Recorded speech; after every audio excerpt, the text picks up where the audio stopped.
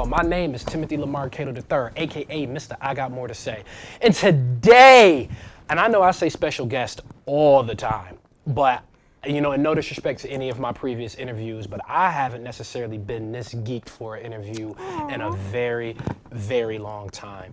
What could I say about this young woman sitting to my left? Well, first off, her name is Pretty Bulli. Bulli is an acronym for what? Beautiful, United Ladies Living Independently. Yes, sir. Yes, so make sure that y'all pick that up.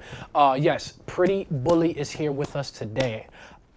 I gotta first let y'all know that Pretty Bulli is one of the nicest spitters in the world, regardless of any gender. So I want to make sure that I start with that. But you guys are gonna see why Pretty Bulli is so amazing, but I'm gonna first give her the floor and let her introduce herself. Pretty Bulli, how are you? I am well. That was a hell of an introduction. I try my best. No, I'm well though. I'm blessed. Yes, ma'am. I'm definitely blessed. I appreciate you for coming all the way from the 716. Pretty Bulli's from Buffalo, by the way. I appreciate you from coming all the way from the 716 to come up here and come kick it with me, Pretty Bulli, and come feature I Got More to Say. You have an inviting spirit. Thank you. I was happy to come. I try my best. I appreciate that, Bulli. Pretty Bulli, because like I said, I want to make sure that we have enough time to talk about all the great things that you do and just about your miraculous and amazing life. Pretty Bulli, tell us a little bit about how you grew up in Buffalo, being from the 716. Poor. Oh, I hear that. I mean, you can be poor and rich all at the same time. Rich in spirit. Exactly, and rich with family. You know, rich with community. You didn't necessarily have the funds or, just funds. That's the only thing that we lacked. Yeah. Everything else, we had it. Yeah. We had each other. I'm really big on family. I am the baby. I have 4 older sisters and an older brother.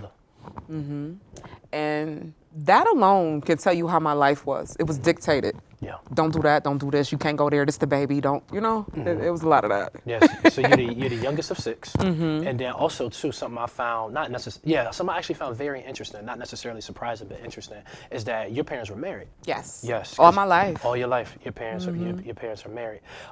So growing up in a household of 6 in Buffalo, you know, Buffalo is, as a city, you know, and no disrespect to people in Buffalo, but you know, Buffalo has its moments from what I've heard and from what I've seen. And so does Rochester, so does everywhere. I was gonna say that every city. Every city, yeah, certainly, not just Buffalo. And for those of you who don't know, I actually spent about 5 years of my life living in Buffalo. Grew up off of East Delavan, Newburgh to be exact. Look at it. Yes, Name streets. So you better talk. Yeah, for certain. Yep, Newburgh and Roslyn. Yep, for sure. So you know, I think that was is that the east side of Buffalo? Yes. So you know, I can never claim it the way some people claim it, but yes, I lived in Buffalo. Absolutely love it. So Bulli, what was it like growing up in a household, the baby of 6 children? I got to see a lot. It got to the point where, like, for instance, having so many older siblings, when I became of age to be active in different activities, I didn't have to ask questions. I seen it happen so many times. I seen what they got in trouble for. I seen what they went through. You know what I mean? So it was like I had a cheat code a little bit. Really? But it was lonely. Lonely? It was very lonely. Yeah, because I know you said, like, as you were growing up, some of your siblings, y'all kind of got separated. Some siblings, older siblings, went to go live with Mama Lee, who we'll get to in a quick second. Oh, you remember my Mama Lee, yes. Shout out to Mama Lee. They went to go live with Mama Lee on Camp Street. Yes, they went to go live with Mama Lee on Camp Street. And then you and the sister closest to you, I'm sorry, remind me of her name? Cece. Y'all stayed with your mom and your dad. Yes. So I know you said it got lonely at times. Bulli, you mentioned that, like, as a kid, you used to get in trouble. You used to stay on punishment. Yeah. How did that happen, Bulli? I mean, I've always been very opinionated. You know, so coming up, you don't really know how to channel that. Yes. You just know you feel what you feel.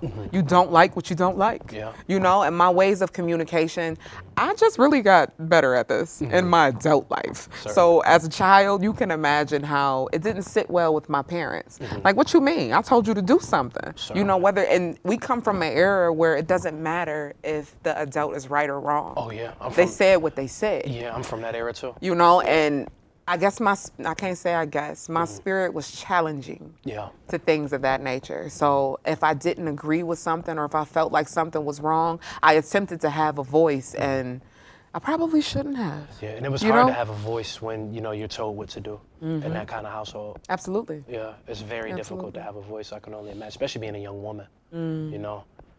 But then my delivery was wrong too. Again, because I didn't know how to communicate. So had I actually talked to my dad when he was telling me not to do something and explained why or voiced my concerns, it probably would have went over a lot better versus me being combative. And, you know, my approach was wrong, but I was a baby. Certainly.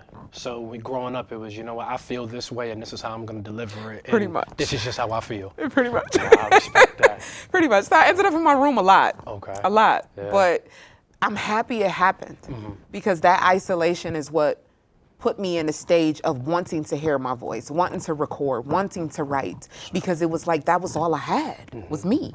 So if I'm not bouncing off of anyone else, who else am I talk to? Yeah. But myself. You got to talk to yourself. And you found comfort in your voice. I did. Yes. You found comfort in your voice at a real young age. You got a, didn't you get like a tape deck, like Christmas of 95? Oh, no, it was. Yeah. It was definitely 95. Christmas It was 95.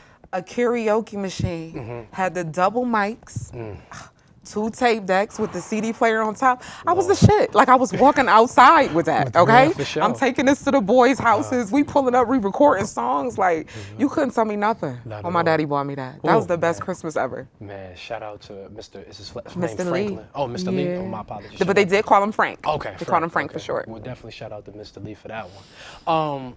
So, Bulli, because we mentioned how you started writing.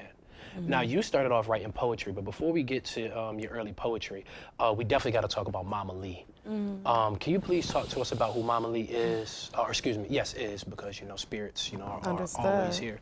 She's infinite. Can you talk to us about Mama Lee? Mama Lee is my great-grandmother. God bless that woman. That was my mom's grandmother, and she passed away in '98. But she was, every family has a glue that either brings us together, keeps you together, or keeps you in line. She was all of the above. Yes. Like she kept us united as a family. Like that's where we would go, even though, like when my sisters got a little older in their teenage years and they went to go live with her, this is where we had a meeting place. So every Sunday, she's cooking.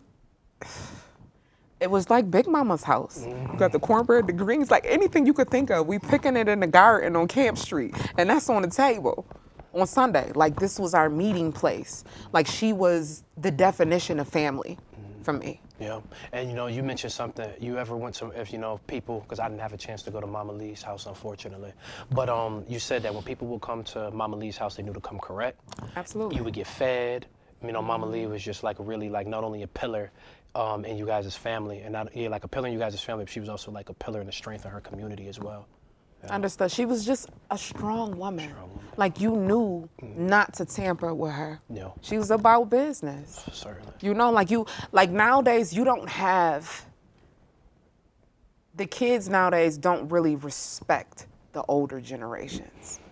You know, so like we had the type of respect where you know you're not gonna speak like this in front of her. You're not gonna dress a certain way. You're not saying that. You're not doing that in front of her out of respect for who she was. That's gone nowadays.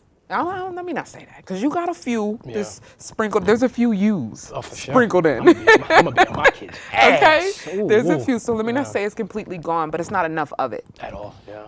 Sense of community, you know, somebody being strong, somebody, you know, leaders. I definitely have to agree with you on that one. So Mama Lee is your great grandmother. She was from the South, right? Because that's how she knew how to like harvest the land, and she cooked like a lot of y'all food, correct? Mostly all of it, Yeah. like everything. She was She the grew type it. of, she was the type of great grandmother where, have you ever been in a situation with someone older and they're always trying to feed you? Yes. It's like, oh, I got this in there, that in there, that, just naming everything in the pantry. My granny. That was Mama Lee. Oh man. Yeah. That was She'll Mama Lee. send you home with 3 plates. No, seriously. Yeah, You for gonna sure. eat. Yeah, for sure. It might be something that you've never eaten before. Something that somebody would name and you was like, I don't think I want that. But if you eat hers, you gonna like it. You're gonna like, I already know. Okay? Yeah. Listen, there's love in there. Yeah, for sure. Gotta make that food with love, for sure. So Mama Lee, she was your great grandmother, and she was a pillar within your family. Now you mentioned that she passed away in '98. At that point, were you already writing? You were already writing poetry, correct? No, Oh, you that was weren't? actually my first poem. I wrote that for her. This was after she had a couple strokes. So this was, I believe, after the first stroke. I remember sitting at her feet. She used to sit in a certain spot on the couch. She had her section, you know, and I was sitting at her feet, and it was before Mother's Day, and I was writing a poem that I wanted to give to her for Mother's Day, but she ended up passing away before I could. So we put it in her obituary, and I ended up reciting the poem at my 8th grade graduation, which was also approaching, like it was in such close proximity. But the last stroke that she had, it was a rough one. So she didn't make it home after that one. Nah.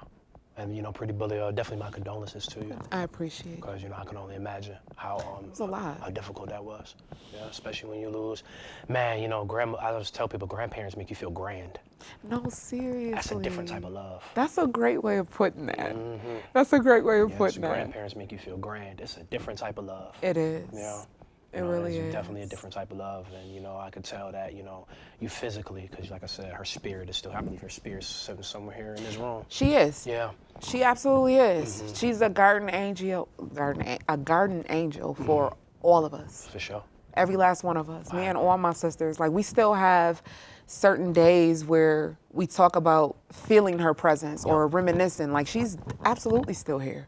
Like, even for our kids, we've had dreams with her being in the dream with the kids, and they weren't even here yet. You know, like, she's absolutely present. Is she here? Absolutely. My daddy too. Yeah, for sure. Well, I'm already knowing.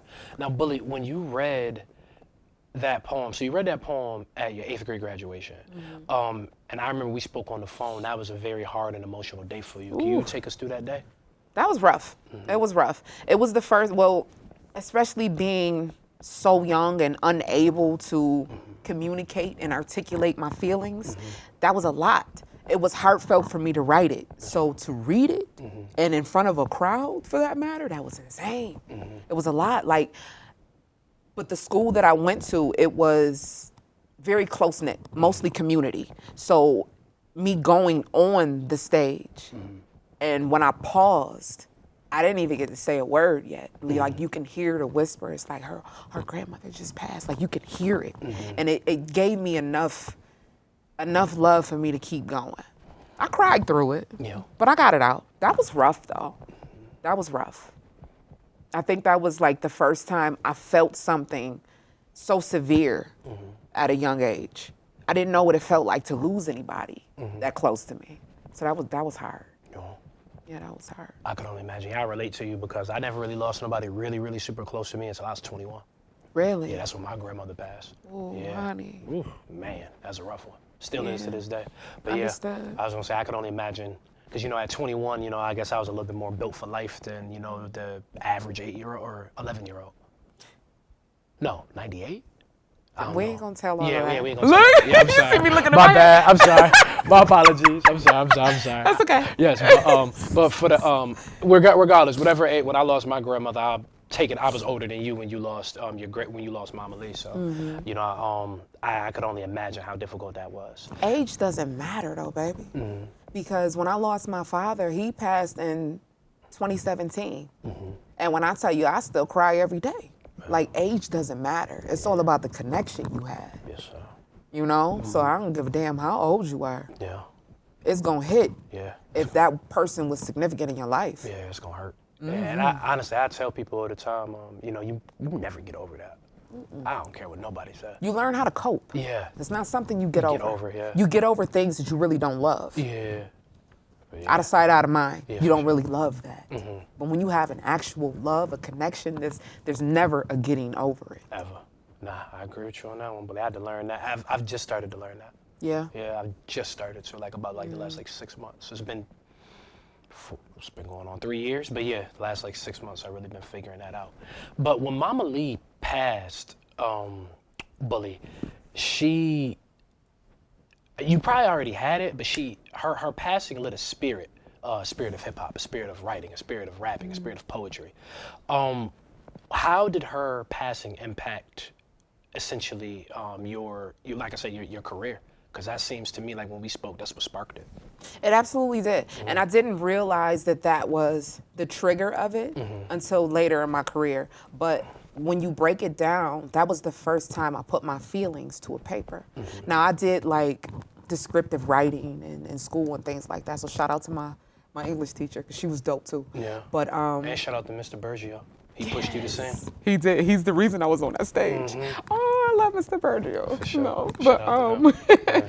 yeah, but that was the first time that I was putting my feelings to a paper, and it wasn't just like time writing skills in school. This is me on my own time, writing my feelings down. And that's what I took throughout my career. I don't just talk about anything. If I don't feel it, I'm not talking about it. For sure. You know, so that actually created a pace for me, and I didn't know it. You know, for me to talk about things that I actually go through, feel, you know, like a lot of artists don't do that. A lot of people in general. Let's not even say artists. Yeah. You know, they don't connect to their music because it's not them. But the approach that I have is so different because of what I came from. I only know to talk about what I feel. Yes. So, yeah, shout out to Mama Lee for that. For sure. Definitely. So, Mama Lee passes, you write the poem you write that poem, you present it at your 8th grade graduation, it goes in her obituary. So now, what were like, you went to Bennett High School. Same high school, I think Rick James went to Bennett, if I'm not mistaken. You know what? You telling me something I didn't know, did he? Rick James went to Bennett High School. Rick James, Wes, a couple people from Buffalo, like a lot I of know Wes did. I didn't know Rick James did, though. Yeah, but Rick James, I believe, went to Bennett High School. Yeah, I'm pretty okay, positive. Bennett. Yeah, so you go to Bennett High School. Is this when actually, before we get to Bennett, you were already freestyling with the homies in your neighborhood. Yes. Yeah, so how did that experience, because I take it you probably the only girl rapper or one of very few. In the hood, just me. Just you. Yeah. How did that experience start shaping, your pen, your lethal pen today? Just being competitive. You know, it started with freestyles and just like mediocre battles. I don't like losing. At all. So if you come to me and it's a challenge, I'm going to battle you, or I'm about to tear your head off. Period. So this is how that started with me. But as far as the boys on the block, I used to, shout out to my friend Aisha. I love her to pieces. But she stayed 2 doors down from me. Okay. And her cousin Pomps, which is also my people, shout out to Pomps too, he used to put together, I gotta call them recording devices. I don't know what to call them. But he used to be able to record us by things that he put together from car parts. Damn. I'm trying to tell you, the boy was cold. Yeah, he different. He was cold. Shout out to Pomps. But yeah, he used to put stuff together, and they would be up in the upstairs from Miss Autry's house. God bless Miss Autry too. She's still living. I love Miss Autry. But they used to be upstairs, and everybody would have they turn rapping and shit. But I was in the background at the time, and I'm just watching. And I'm like, wait a minute. You know, they tough. But I didn't have enough nerve to do it myself. So I went home, concocted some things. Do you remember? And came back ready. You came back ready. Do you remember the first time you stepped into the cypher? You stepped into the circle? The year, yes. But the actual time or what I said, absolutely not. Okay. That was a long time ago. Nah, that was a long time ago. I had to ask, reason being, just to get off subject for a quick second. What is it? I was watching, one of my favorite rappers is 38 Spesh, and, from here in Rochester. Bar heavy. Shout out to Spesh. Yeah. What did you say? Bar heavy like a deadlift?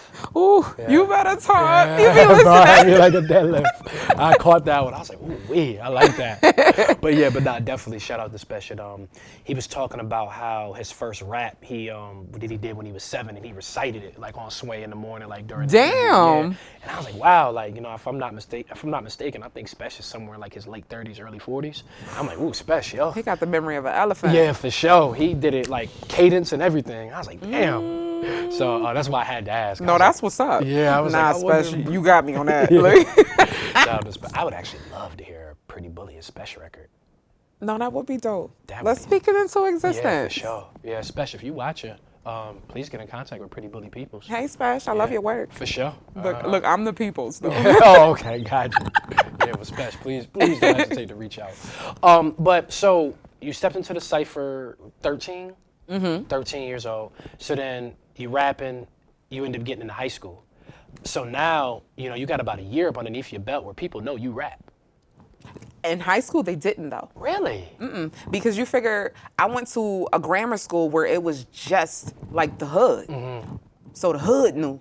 You know what I mean? Me going all the way to Bennett, that was a whole new ball game for me. I take it that you went to school somewhere close proximity to Bennett, so you went to school. Buffalo's not too big. Yeah. It's not too big, but that's a whole different room when you coming from grade school to high school. Yes. That's a whole different ball game. Okay. You know, so my focus wasn't necessarily rapping.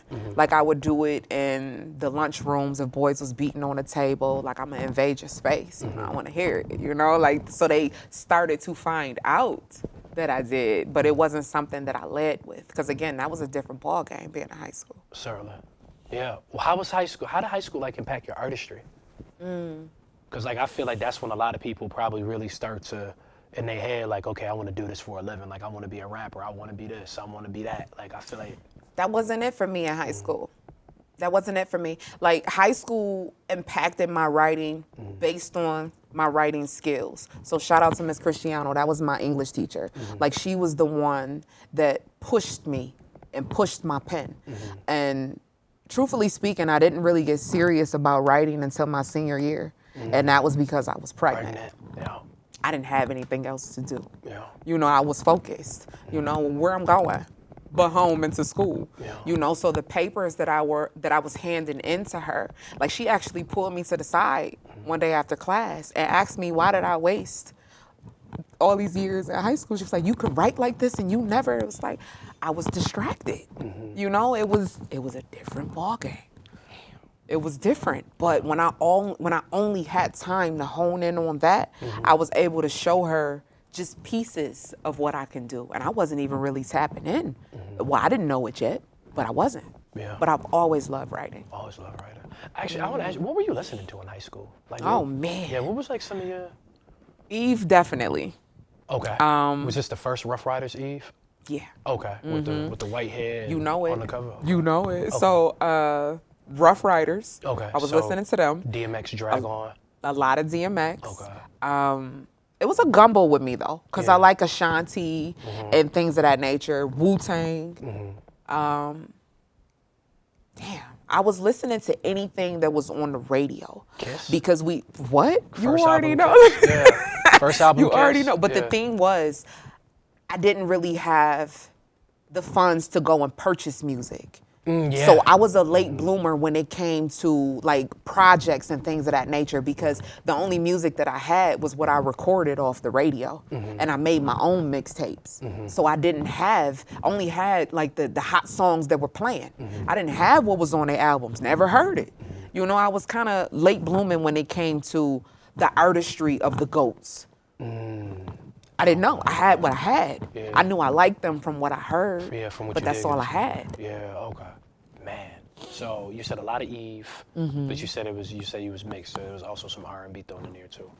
So Bulli, you said you got pregnant, I believe, the summer before senior year, and then senior year you were pregnant through the whole thing, and then you walked across the stage at high school graduation. I did. Pregnant. I did. Yeah. Well, my mommy holding my baby in the audience. Oh, I he sure was, did. Oh, he was. I had him. Oh, before already. you? Oh, I didn't know that. Oh. I went to prom. I had just had him though. He was born the first of the year. January 1st. Yeah. And Which just so was we can also his my name parents. is Marquise, right? Marshawn. My apologies. Yeah. He was also born on my parents' wedding anniversary. So New Year's Day was their wedding anniversary and his birthday. Wow. Fast forward to 2017, that's the day my father passed away. New Year's hit different, baby. Yeah, that's different. It hit different. Because I'm proud and I'm celebrating my son, but I also miss, my parents, their marriage, my father. Yeah, I can imagine. lot. Yeah. That's a lot. I'm that same way around Thanksgiving and Christmas. Yeah, between November to January 10th, I don't. Is that when your grandmother passed? My whole energy be off. Yeah. Understood. My whole energy be off, so I could definitely feel that, Making new memories helps. Yeah. that's Finding something a to do. new routine, it helps. Yeah, for sure, because I don't like Christmas no more, nothing. Create your own Christmas, because you Yeah. don't have to have the holiday that everybody else has. You're right. Yeah. Create your own vibe. That's what I had to do. I found different things with the family for us to do. And it's like, now granted, it will never fill that void. Ever. It will never take the place of, but it helps. It's a different way to remember them. And you find a way to celebrate. Yes, ma'am. Not for sure. I'm gonna take that into consideration because Christmas time come around. It's hard, baby. Yeah, I'm like, I ain't doing. Don't even mention that shit to me. It's hard. I'm grieving for the third year in a row. No, seriously. Yeah, like I tell people, like I don't tell everybody that, but I tell people that, bro, I'm not even interested. I'm just ready for this. Understood. Yeah, I'm just ready to get back to the hustle after the first. It's been 7 years since my dad passed, and it's still like that. Like if it wasn't for that particular day also being my son's birthday and my mom's wedding anniversary, we wouldn't be as uplifted as we are as a family. Certainly. But they deserve to be celebrated as well. For sure. It's hard. And I think my father was a very, very powerful spiritual man. And I think that in my heart, I think that that day was significant for a reason. So we wouldn't be as down and you know what I mean? Like we have other things to celebrate on that day. And the fact that he was so powerful in our family, he know that was going to take us out. What?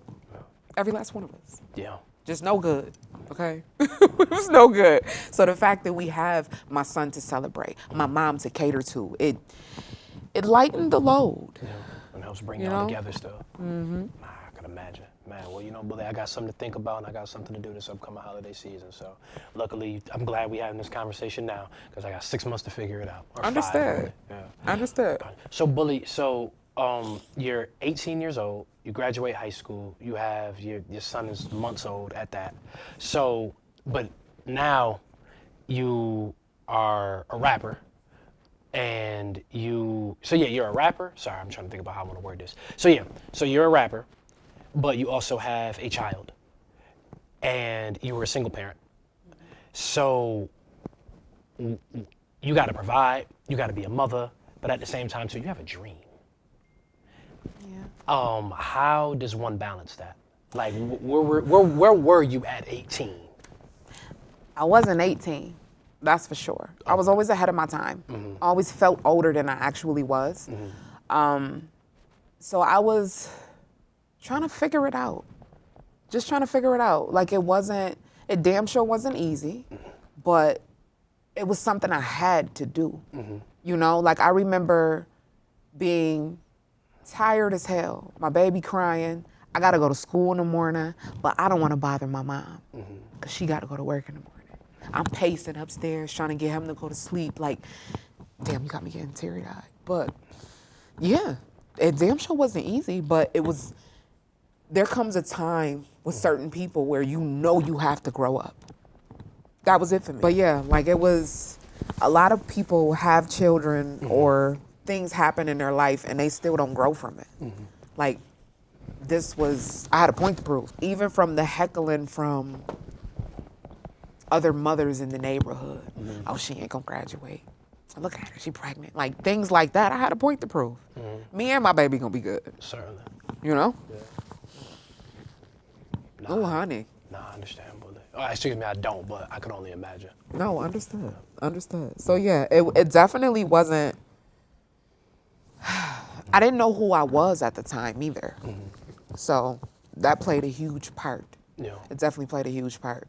Like I can tell the story of where I came from because now I know who I am and I know where I was. So I can talk about it now. But at the time, I didn't consider myself to be a rapper.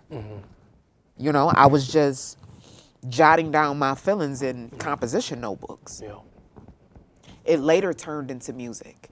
So it's like when I finally got into the mindset of creating music, my son was, Mara was about 2.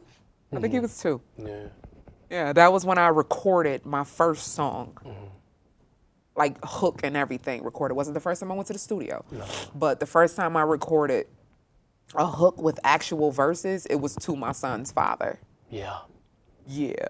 So it was like, here I go again, talking about my feelings. It was meaningful to me. That's the only time I make music. I don't just do it just because. Yeah. But I didn't know that at first. Yeah. So it started with the poem from my great grandmother. And then when I wrote that song, and no offense to my son's father, but at the time, that's where I was. That's the headspace I was in. Sure. You were not help for me. You did nothing for me. You did nothing for him, and you lived around the corner. Literally, I'm not like literally around the block. Yeah, like you see us, you know. Yeah, your family too. So that's a lot as a kid. Yeah. That was a lot. Yeah, it's 18, early 20s. I was a baby, and you got it. Ooh, stories go deep with that one. You see me pull back a little bit. Yeah, stories go deep with that one. But like I said, I didn't consider myself to be a rapper at the time. Music was, I don't want to say furthest from my mind, but it was. I was always a writer. I always wrote my feelings, wrote down situations, wrote down catchy lines, but it wasn't necessarily a song, a rhythm. It wasn't even to a beat. It was just me writing my feelings down. I've always been a writer. Yes. So I wasn't a rapper yet. Yeah. It was just you writing. And you know, Bulli, my memory recollects, I don't know if you refer to yourself as this or if other people refer to you as this, but I believe it was the hip hop Mary J. Blige. You only wrote when something happened to you. This is true. Yeah. We all know Mary had, Mary is known for that. Yeah. For writing her pain. And shout out to Willie Stacks. He is the producer / engineer that recorded my first song. And he is the one that said that to me because it's like anytime I pulled up, it was always me pouring my pain out about something that took place, but it was meaningful. Sure. You know, and that kind of stuck. It stuck. It makes sense though. And that's a hell of a compliment. Mary J is the shit. For sure. It what? Yeah. So I'm like, grew up okay, on that I'll music. take that. Yeah. I don't know if I told you this. My mom, she had almost every single Mary CD from My Life, What's the 411, to about like the one that came out in 06. And I pretty much, you know, came up on that music. What was that? Just Fine? Yes. Was on that one? That was that one. I'm with you, baby. Yeah, for sure. And I'll never forget it. Even as a young man, I knew that if my mama was listening to Mary J. Blige, to just keep my mouth closed. You better be quiet. Yeah, my mom was expressing herself through Mary. So yeah. That's my sister. Yeah. Shout out to my sister Tika. Like a lot of the R&B, like Karen White and things like that came from her listening to it and singing her pain. Yeah. I didn't know what was happening. I just knew my sister was all into this song and I love it. Yep. I You was know? the same way with my mom and Mary. Nah, I'm with you on that one, Bulli. So, Bulli, so now that you're starting to record music, and you know, now that you're reacting, you know, your music is at this point reacting to the things that have been going on. You know, you still have to balance, as I said before, being a mother, and you know, just living life and being human. So, what was like the transition from the time of high school into, you know, like his name is Marshawn. Marshawn's like first like 8-9 years of life. Ooh, it was rough because I was still a kid. Yeah. And I missed a large gap of being a kid because I was a kid with a kid. You know, so like when I was able to come outside, so to speak, I dumbed out. I was wild. It wasn't on purpose, but it was survival. Yeah. And still trying to have fun all in the same boat. You know, I'm in my 20s. It's like money can come quick when you around certain people. I was always hood, so I fell into things that I probably shouldn't have, you know, especially being a young mother. Like now I can talk to young mothers and let them know, baby, that ain't it, you know, but at the time, shit, I was feeding my baby. Yeah. Rent was getting paid. I don't know him. He'll be all right, you know? Better to give than like, receive. Or better, yeah. yeah, for sure. It was rough. Like I can say that. I have regrets based on decisions that I made because I know that affected my son, you know, but I'm a better woman because of it. For sure. You know? Yeah. So no, it damn sure wasn't easy. It wasn't easy at all. And I did some wild shit. But I lived to talk about it. So now it's more of a testimony. For sure. You know? So, yeah. Yeah, I know spring chicken, baby. Yeah. A lot of things that took place. Like, it's probably people now that see me and remember me from a time that I don't remember. That's some scary shit. Yeah. You feel me? Like, I don't know who I was when you remember me, or what I did, for that matter. But that shit I gotta live with. I did it. Yeah. I can't take that back. All I can do is apologize. I'm not that person anymore. For sure. I don't know what happened, what took place, but wholeheartedly, that's all I can do is apologize. Yes, ma'am. You know, one of my favorite rappers is Project Pat. And, you know, Smoke would love that. Yeah. She fucking loves him. I love Project Shout Pat. out to Smoke. Yeah, fact. Shout out to Smoke. I knew me and Smoke was kindred spirits Nah, in a way. for real. Yeah, man. That Project Pat is one of him, Big. It's a few, but him and Big. Like, if I had to say, like, my two favorites, is probably them two. Wayne's probably in there as well. Okay. Specials. It's a long story. I got lists. Understood. Yeah, but I remember Pat. He was saying in an interview how, you know, like, everybody got like them things that they don't want to talk about. Yeah. So, you know, I could imagine Bulli. Yeah. Yeah, but you know, Bulli, shout out to you for being able to go and give advice to young mothers, you know, and be able to, you know, tell them what not to do. You know, shout out to you for having that sense of responsibility to them, to tell them like, hey, like, you know, this is how this works. So, you know, don't beat yourself up about it. I appreciate it. You know what? I'm not at the beat up stage anymore. I'm actually at a point in my life where I'm comfortable with who I am. So that's when you can recognize where you came from. Yes. So now I can talk about the things that I went through. I didn't know I was abused. I didn't, you know, I didn't know it. I was in it. Because you was living it, yeah. I was surviving it, you know, like I felt like, truthfully speaking, one of the boys. So to get into it with a ex-boyfriend, so to speak, and we physically fighting, all I could think of, man, I fucked him up in that corner. No, that's abuse. You know, I wasn't in a headspace to acknowledge the abuse that I went through. So now that I have, the growth has taken me to a space where I can now identify it and tell him, like, baby, no, don't do that. You don't need to be over there. You know, like it's a good space to be in. I don't beat myself up at all about it. But growth hurts, though. I will say that. Growing pains are a thing. That hurts. Well, you tell her. Ooh, accountability is a mean thing. But you can't grow without it. Yeah, you sure can. You gotta go through that.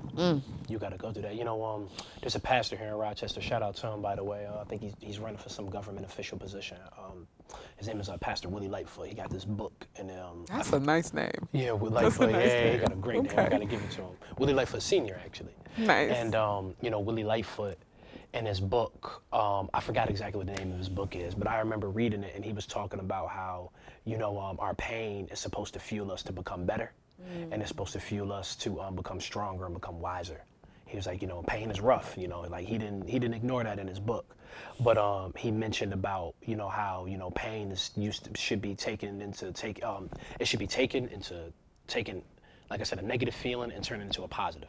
So, you know, you've definitely done that. I'll have to recommend you that book, actually. Thank you. Actually, I'll see if Pastor Lightfoot got some laying around. I'll see if he can sign it for you. Nice. Yeah. I love check off more books. I need to read more, too. So, yeah, me as do. well. Nah, I understand. But, Bulli, so, you know, you've always been a hard worker because you were at, what is it? Not Rochester. Kaleida? Yeah, you were at 2 hospitals working.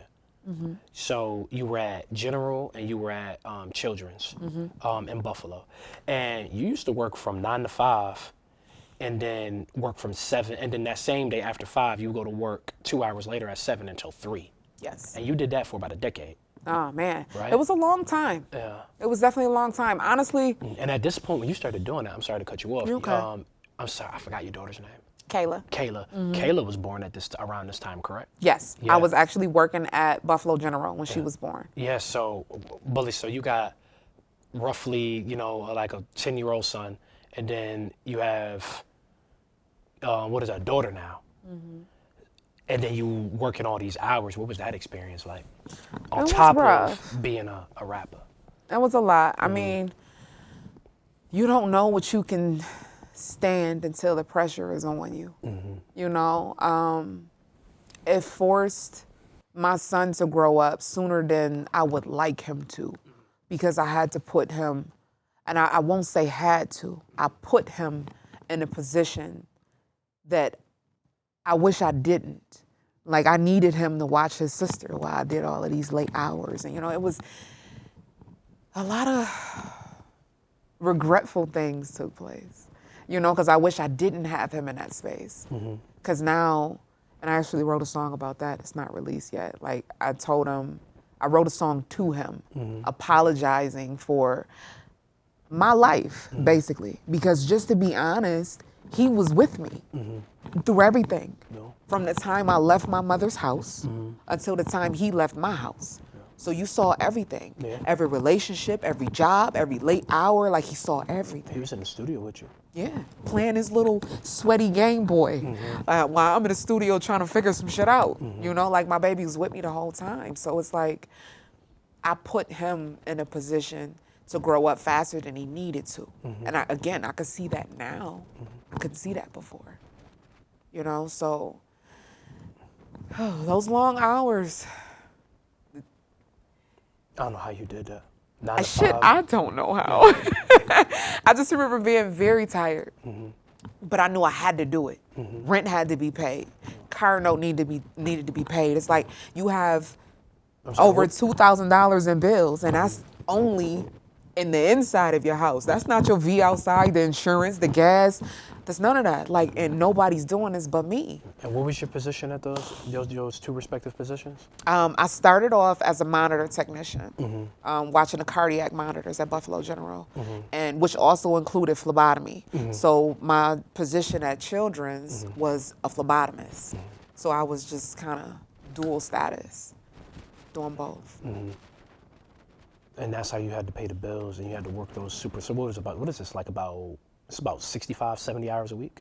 That was a lot. I didn't even count, babe. I just remember being real tired and staying up, like, because working 9 to 5. I chose the 9 to 5 because my daughter didn't go to school until 9. So I was late every day. Shout out to Kat. She was my coworker. She used to punch me in. But shout out to Kat. My daughter, she didn't start school until 9. I had to start work at 9. You know, so it's either you pick a 7 to 3 position, or I'm late every day and do this 9 to 5. But it was like, I'm a hard worker, and I'm good at everything I do when it comes to my patients, whether it's phlebotomy, patient care, whatever have you. So they didn't really hone in on the tardiness, and I'm thankful for that. Because I had to do what I had to do. And then, shit, that still wasn't enough, all those hours. Hence is why I ended up doing side hustles, so to speak. You know, but man, I made it happen. Sure damn did. It's a lot. Yeah. Damn. I don't really talk about these kind of things, so shout out to you for that, for pulling it out. Appreciate it, Bulli. Yeah. So, Bulli, what is music like during this 2000 and, because when was Kayla born? 08? Oh, yes. 08. So what was 2010 to about 2016? Like, 'cause I know 2016 is when, you know, you stopped working, at least at Children's. Yes. Yeah. So yes. What is 2010 to about 2015, 2016? What is that like? Because the reason why I asked, just to preface this, the music business is about to undergo this extreme change, being streaming. You have a 10-year-old and a 2-year-old, or 2 to, around that age at this time. And you're still a artist. So what is like what was that time period in your life like? For my personal music, it was non-existent. Only because life was lifing. I wasn't writing anything. I went a long period of time without jotting my feelings. No music. I didn't write music at all. Like, you figure I was in a long-term relationship for about 6 years. Oh, okay. 6 years. He didn't even know I wrote. That was the whole abusive situation that I didn't know was abusive, but whatever have you. He didn't even know I was a writer. So that shows you how long I went without writing. Yes, ma'am. You know, so it really was, it was fuel for me, really. Because once I picked it up, I had so much to talk about. You know, so it was like I picked up where I left off as far as writing my feelings, but it was so many feelings to write. It was a lot to digest. And this is when it started getting into categories, so to speak, with my music. That's when I realized how versatile I could be, talking about different things, 'cause so much shit had happened to me. Yeah. You know, so whew, that 6-year break was a mean thing. Yeah. It was a mean thing. So people would ask me like, well, what took you so long and why weren't you doing this, that, and the third? Life was happening. Yeah, that's what I asked you initially. Yeah. But when it's in you, it's in you. You know, sometimes it takes a while for it to come out. Yeah. Sometimes you got to tenderize meat and marinate it first For sure. before you cook it. Yeah. You better talk to me. Anything slow be for sure. Anything Hey. fast don't last. Listen, see, you got an old soul. I do. Yeah. That's why when God gave me this bald head, I'm like, Lord, you knew what you was doing. Yeah, I ain't gonna No, that's lie a good to you. thing. Yeah, That's a when good he gave me thing. this baldy, I was like, yeah, God, you. You better talk. Yeah. And you wear it well. Thank you. I appreciate sir. it. Yeah, he gave me a beard at 16. Really? Yeah. So you was one of them in high school, like a grown ass man. Grown ass man. Understood. For sure, yeah. That shit was wow. Man, bro, back when my hairline was where it needed to be. Ooh, He was cutting up. Oh, Look at it was a him. great time. It was a great time. I wish I would have had some more game back then, but hell, you know what I'm saying? Game is overrated. Yeah, for sure. Yeah, I'm overall a nice guy. But Bully, you mentioned how when you got back to writing, you had to reassess or you had to reprogram your pen in a sense, because you were so used to writing after things happened to you. But now that you starting to move into a new phase of your life, you have to go from being a reactive writer to a proactive writer. What was that transition like? I never transitioned because I still do both. Okay. I still do both. Explain that. Being reactive and talking about things that happen to me is easy. Yes, because You you lived know? it. You experienced it. Being comfortable enough with yourself, talk about what's currently going on is a different ball game. To talk about to read a room and to talk about it like it's a different ball game, but you have to be in tune with yourself in order to do that. You know, so that took some time. It took some time, but I didn't realize either way what I was doing, proactive or reactive. I just knew I was writing. And you were just happy to get back to it after taking so long away from it. Pretty much. It felt good. It felt good to get back at it. So it was like when my first mixtape dropped, that fuel was getting fired from that job that I had for 14 years. You know, so when that happened, it was just like, I put my all into everything that I do all the time. So in my mind, this was the one shot that I had. So I'm gonna make this count. I put everything I had into that mixtape. Yeah, that mixtape is called Respect Your History. Yeah, and you said that's a true mixtape. I have to get into this really fast. A mixtape, a true one, is where you take your rhymes over other people's beats. Traditionally, I understand today's climate, musical, you know, the They way keep music is changing released shit. now. I understand that, you know, y'all play by some different rules, but that is a true mixtape. So, so that was Respect Your History. So Yes. you getting fired from that job. Or excuse me, I don't even like to say fire. You transitioning from that job is what fueled Respect Your History. And Respect Your History, what was like some of your I never got a chance to listen to it, but what were like some of your favorite beats that you rapped over on that project? Like Wu-Tang Triumph Oh, has yeah. to be my fave. Okay.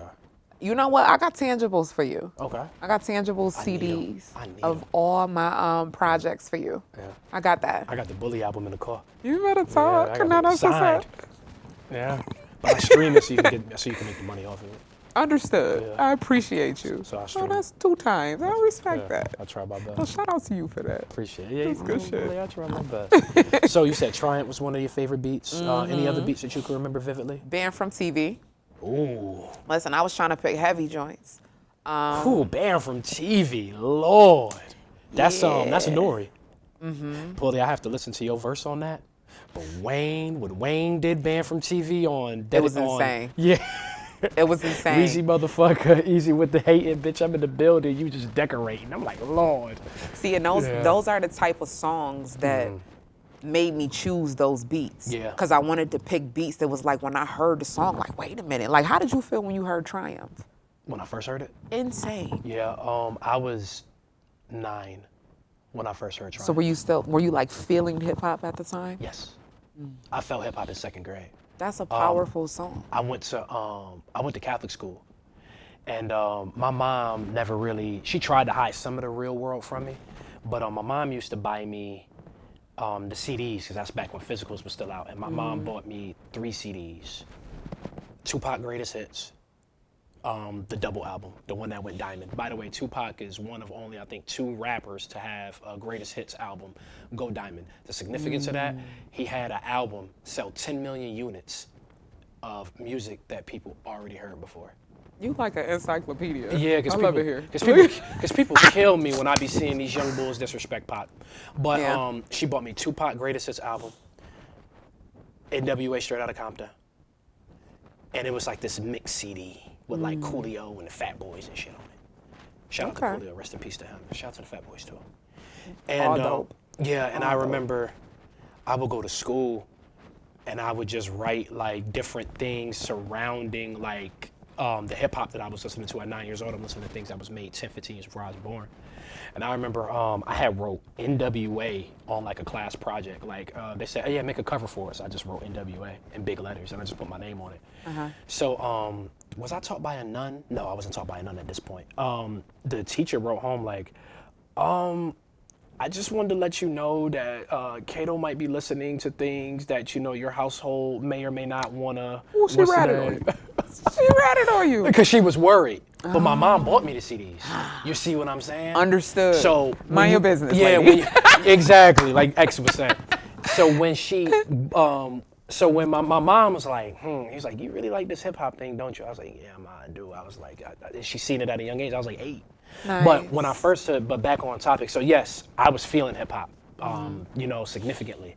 But when I heard Inspect the Deck drop that opening verse, abomatomically Socrates' philosophies and hypotheses can't define how I be dropping these mockeries, lyrically performed armed robberies.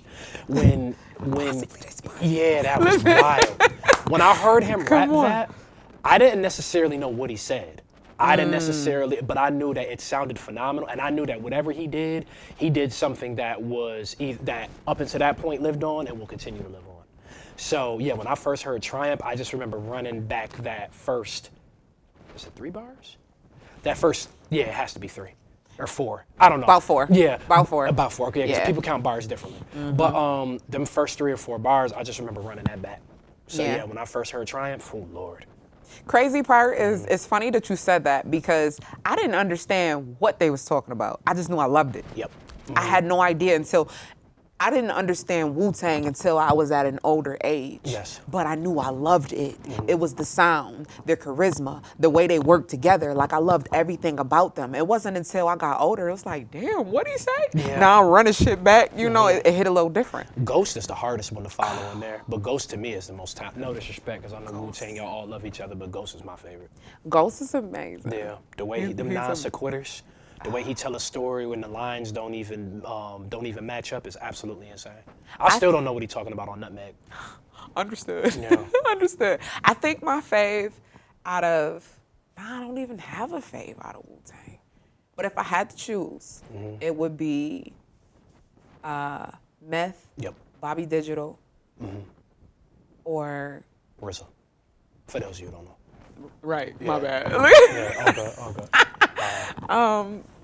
Shit, all of them. Yeah, But yeah, them two, top of the notch for me. my 3, Ghost, Ray, or Chef. No, how the fuck did I leave out Raekwon? All good. I It's so just many of love them. No, Yeah. just as a whole. Nice. I love all of them. Yeah, for real. sure. Ghost, Ray, and I have to say Jizza. Jizza was Yeah, a motherfucker. I like Meth. Meth can rap. I said this before. Meth in his prime can rap with anybody. That bravado, his flow, his humor, that voice. Meth can rap with anybody in his prime. And also, too, another thing people need to give Meth a lot more credit for. This R&B hip hop crossovers that really started to blow up in the early 2000s. Meth did that in 94, 95 with Mary. Yes. Yeah, so all of the O3 Bonnie and Clydes, the Dilemmas. You're welcome. Come from Meth. Right. Meth and Mary were like the ones who really hit that out the park. So shout out to them. Yes. I love ODB. I think Old Dirty Bastard to me is the godfather of mumble rap. He was underrated too. Yeah. He was underrated. Like I didn't know he had a church background. Yeah. It made sense So for the dope. sounds that he made. You know, it definitely made sense. But I didn't find that out until he passed. Yeah, for sure. And then he passed. It was so hurt. I remember RZA was talking about the last time he saw ODB. He's like, I looked him in his eyes. He was like, he wasn't there with us anymore. I was like, damn. That's rough. Yeah. I can only imagine what they went through when they lost him. And most slept on from Wu, Master Killer. Hey, Master Yeah. Killer. Listen, shout All of out them is to wild. Wu-Tang in general. Yeah. That amount of talent, being able to put their pride aside, and being able to make the music that they did, they're different. But real quick, Pretty Bully, because so you said Triumph was one of your favorite beats off of there. You said Banned from TV. Was there any other ones? Shit, I like the whole thing, really. But I did flip, is it called Where I'm From, Jay-Z? Yes. Nothing But Love, Where I'm From, Marcy Son. Yeah, I flipped that too. There's some things on there. Yeah. Oh my God. I need that physical. Yeah. Definitely need I that got physical. you, baby. Thank you, Pretty I Bully. got you. So Respect Your History is the first tape. How liberating was it to finally put out a first full length? Yeah. It felt good. And I think the reason it felt so good is because I had footwork attached to it.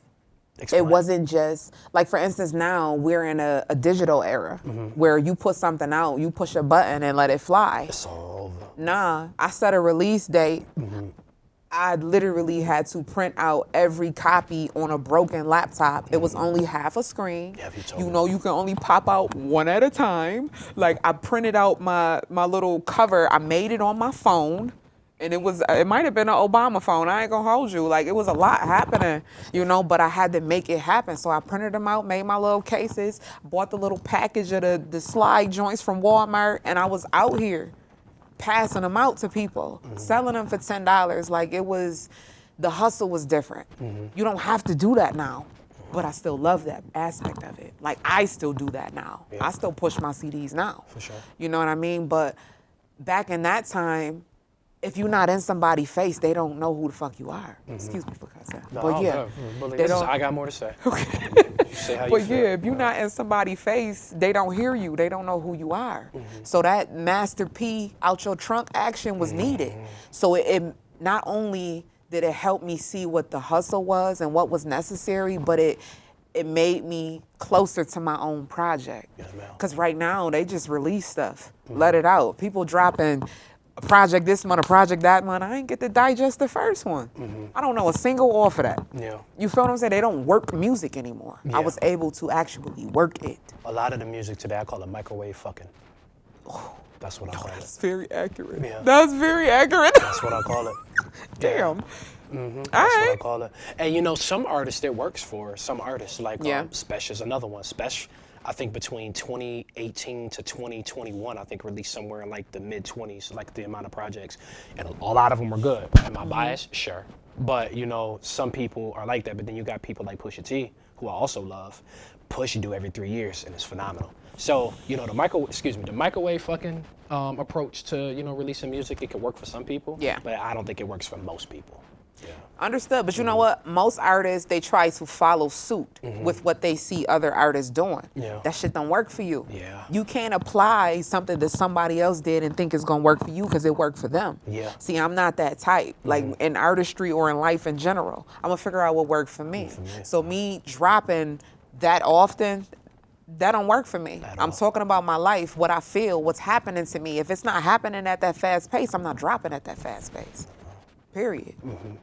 That's something I like about a lot of artists here upstate. I noticed that we're a little bit more patient, I feel. I noticed that.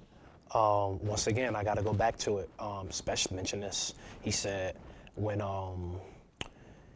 that when he had recorded an album with Cool G Rap, he said, I sat on it for years. He was like, I didn't know how to put it out. He was like, I just didn't know I didn't want to put it out the way I was putting it out because I know I could do better.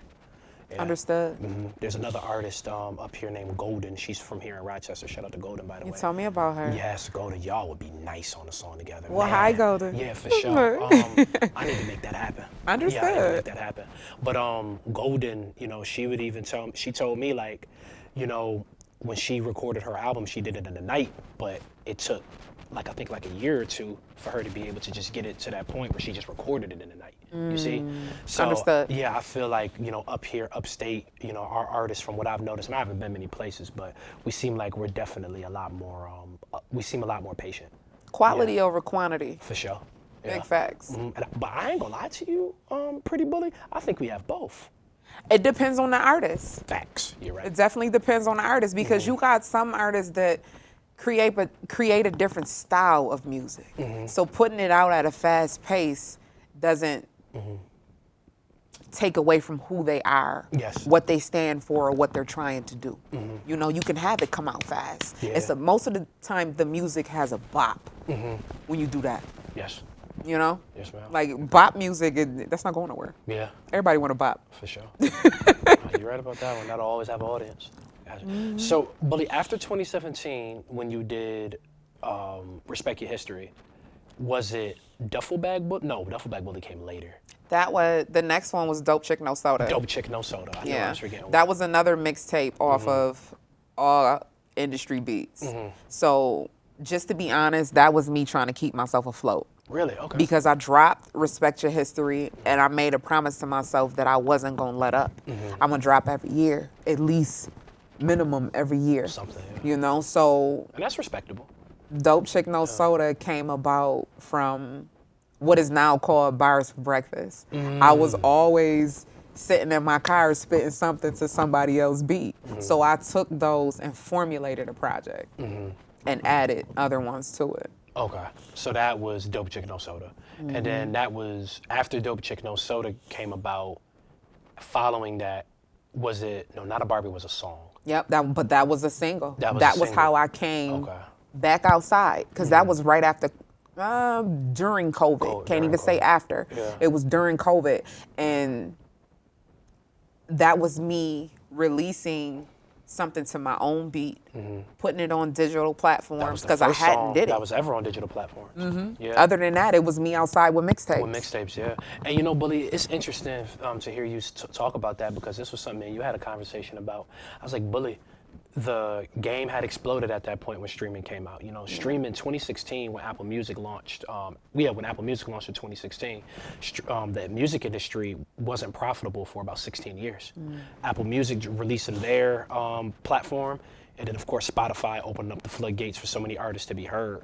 You know, that really is what got the music business to be back profitable. So, you know, Bulli, why were you only doing physicals when, you know, distribution had gotten easier, at least digital distribution? Distribution had got easier, and, you know, it was the way that the industry was making money. Why only physicals, Bulli? Because I was only a Buffalo artist at the time. Yes. That was all I knew. That was all I had. That was the only place I've been. You mentioned that. You mentioned in 2022 is when you started thinking past Buffalo. Not a Barbie is when I started, because when I dropped it, I'm like, okay, well, people need to hear this. I'm going to have to go outside for people to hear this. Yes. So this is when I start physically networking, going back and forth to New York City. So shout out to my boys in New York City, Illa G, Rusty Jux, Innocent, all my boys in New York Shout City. out all But that's when I started going back and forth. I made a promise to myself, like, if you're going to do it, you're going to do it. Yes, ma'am. You know, and a lot of people get comfortable with their surroundings. That was me. I was comfortable getting credit from Buffalo. That wasn't big enough eventually. Yeah. It's like, okay, baby, if you're trying to feed your family, just staying here in your city ain't gonna do it, mama. You gotta go outside. So that's what I did. And I've been outside ever since. Yes, well.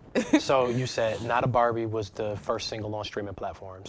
So then after, and like you said you was doing all hand-to-hand physical sales. So after Not a Barbie, it was it Duffle Bag Bulli? After Not a Barbie was The Breakup. The Breakup, man. Okay. Yeah. I thought I had your discography on lock. But you're going off of memory, so Yeah. I respect that. I thought I memorized it. Yeah. You still know the names. You know? So I'm sorry. What was the project again? The Breakup. The Breakup. So Yeah. The Breakup, that was a full project, and that was the first one on the DSPs. Yes. Why And the- that was crazy. Why The Breakup, Bulli? Because I had a breakup. Oh, okay. I literally had a long relationship.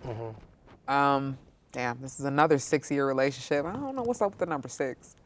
But I don't know, right? It was another long relationship. But coming out of it, during the process of me coming out of it, I found myself getting back into that writing bag, talking about my feelings again, you know? And man, he fell to the edge of that sword. He had to be talked about. I mean, from start to finish, it was about our good days, our bad days, the fact that you gonna miss me. Like, yeah, descriptive writing is a thing. For sure. It's absolutely a thing. So yeah, I mean, I be telling these niggas don't become content. That's all I got. Don't become content. Oh Lord, at least you up front. That's a thing. Jeez. No, it's rough. Yeah. The dating thing is not really a thing for me right now because I've heard this a lot over the years. Like, you ain't about to put me in one of your bars. It's like, damn. All I said was hi. Yeah, for sure. That's a lot, but it's okay. I'm You cool know with what? it. But you know what? To me, that's people exposing their true hand. This is true. What are your intentions with me? For Yeah. you to think I'm gonna go left on you? Yeah. What you trying to do? And it's one thing to think that, but to verbalize that to me and me just saying hello, Talk about a it. hit dog will holler. Listen, that third eye is a thing. Nah, for sure. Talk to me. Off the breakup, because that is that's your first project on streaming platforms. First full one. First yeah. full one on streaming platforms. What are some of your favorite songs off of there? Miss Me. Miss Me is definitely, you know what? That whole joint is my baby. Of course. Because I was in different phases of my life, of that relationship, of growing into a woman and knowing who I was. I was owning myself Yes, ma'am. during that process. So it was dope. Between Miss Me, Monkey Bar. Now Monkey Bar is basically you hold on to one relationship and swing to the next. You better talk to me. So it's things like that. Yeah. You see what I be Things like telling that. y'all, man? Listen, y'all. Did y'all hear that? Go listen to the albums. This is why I was just excited for this interview. Monkey bars. You swing off of one relationship and go on to the next. Come on now. Whoever said anything like that? Ooh-wee. I done read all the Iceberg Slim books. I ain't never heard no pimping like that. That's different. Nah, Pretty Bully. Monkey bars. That was dope. I like that. It's a lot of things on there. Yeah. Like I made it, that was the first time I created a project. Not even, let alone the fact that it was on non-industry beats finally, but I formulated it in a way where it told the story from start to finish. Yes. And that the whole process of doing that pulled me into a different type of writing bag. Because you could just write music, but to write a collective project Yes. that is a story, that's a whole different ball game. Certainly. And to me, that's true lyricism. You better talk. Yeah, I like- appreciate you. Nah, for sure. Because, you know, like, not to get on my personal opinions again, but like, I personally think Jay-Z is one of the best rappers ever. love Jay-Z in a too. sense. But I don't necessarily hold him in the same regard as a lot of people do when it comes to lyricism. And the reason why is because although Jay-Z has told stories and he has been kind of autobiographical over his career, for me, Jay don't have a Now I Feel You by Scarface. He don't have one of the many Project Pat songs that I love, 528 Cash, being probably my favorite, where, you know, he really tells a story. He don't have a Brenda's Got a Baby. He don't have Nas's first album. He don't have a Live Nigga Rap or, you know, I Gave You Power. He don't have a Cool G Rap Road to Riches. He doesn't have a Royce da 5'9" Book of Ryan or Understood. Allegory. He doesn't have a Pretty Bully. What was the name of that song that you did that told the story on your album about Don't Lisa Judge and Me. Don't Judge Me. Yeah. You know, for me, and you know, and there's several others, I'm sure, but for me, Jay just don't. Not that he can't do it, he just hasn't. And Jay addressed that on his album. Understood. Yeah, what did he say on Moment of Clarity? Truthfully, I like to rhyme like Twalib Kweli. But, you know, he understood what his goal was. His goal was to get to that paper. Jay-Z is a self-proclaimed capitalist, and we rock with Hov. So, you know, just his career, you know, he made music that was appealing and that would really sell. Right. You know, so Right. that's the one thing that I always say is that's a true testament to an artist is lyricism. Common is another one too. I love Common. Yeah, he got that song with Lauryn Hill where he's rapping from two different perspectives. That's a different boy. He's a different type of monster. You know I what put him in a room with Black Thought. Like them boys. Yeah, and I would love to. Yeah, Okay. for sure. Black real. Thought is another one. You see what I'm saying? Amazing. Yeah, you know, Black Thought is another one. I mean, Black Thought may be the nicest lyricist ever, but that's a Nah, topic for real. that's a topic for I'm not another gonna day. debate you on Yeah. that. Black Thought Yeah. is nasty. You better come correct, Oh. even being in a room with him. Yeah. Okay? And you know the thing I love about Black Thought and Common? That's dope. Yeah. You know the thing I like about the both of them? You know, Black Thought said something. They need a project Yeah, like for that. sure. But Black Thought said something, and he was talking about, yeah, everybody be talking about these street rappers and this and that and the third. He was like, I think we need to we need to redefine what a street rapper is. He was like, because I'm from Philly, who more street than me? I was like, damn. No, that's the thing. When you really think about it, when we That's the think of the thing. street rappers, I guess we think of everybody on Instagram with, guns that look like they belong at war somewhere, self-incriminating themselves. And no disrespect to artists who make music like that. But I pray to God that if you is making music like that and you're still active, that you please pick a lifestyle, and hopefully it's one that can lead to you living a very long, successful, beautiful, and happy life. Amen. But Amen. as I digress, and then even Common, the one thing I always loved about Common ain't no super tough macho dude. But when it was time for him to go to war with Mac 10 Dub C and Ice Cube, ready. And then he gets in all these movies and he plays all these roles and he's still able to, be nice, be like mean with the raps, but then also to be able to tell stories. So that's the one thing that I've always appreciated about them. But see, to me, Hove don't necessarily fall in that same category when we talk lyricism. And it's not that he can't, it's just because he hasn't. However, I will say this, Hove these last 15 years, he been bodying people on You know features. what? But look at it though. Like him dropping project after project after project when he was in his prime. Look how fast they were coming out. Certainly. Now when he's coming out with verses, you got time to construct some shit. Exactly. You feel what I'm saying? Yeah. You putting more thought into it. Hey, you better kill a nigga. Exactly. You absolutely better. Because one thing I used to say about Hove is I would say Hove would get shown up on his own songs, and then he won't necessarily show up. He won't necessarily show up on other people's songs. So, however, that argument that I used to have way back in the day is now definitely over with. Because when you look at "Devil Is a Lie" with Rick Ross, when you look at "Light Up" with Drake, when you look at God Did on what he did with Khaled, when you look at "What It Feels Like" with Nip, when you look at "Drug Dealers Anonymous." Nick and Wrist is great, but I personally thought Pusha had the better verse on that. Yeah, Jay-Z been talking shit. You know what? Yeah. The way songs are created, I don't really hold artists accountable if somebody went harder than them. Fair enough. Because you don't know how this was created. I've had things that were sent to me with verses already on it. They don't even know I'm about to be on this song. Great point. You feel what I'm saying? So like, if you know somebody that's a hitter that's about to be on this song, you coming with your best shit. Yeah. Instead of just catching a vibe to this beat and it being sent to somebody. Yeah. So I don't hold people accountable for that. I Because I respect don't that. know how it was created. And from an artist standpoint, I never thought of it like that. Well, I don't rap, but yeah. Because people do it all the time. Like, oh yeah, they body this, that, and the third. Like if y'all in the studio together, y'all caught a vibe, or well, I could take myself for example. The way I like to send music to people is just the hook.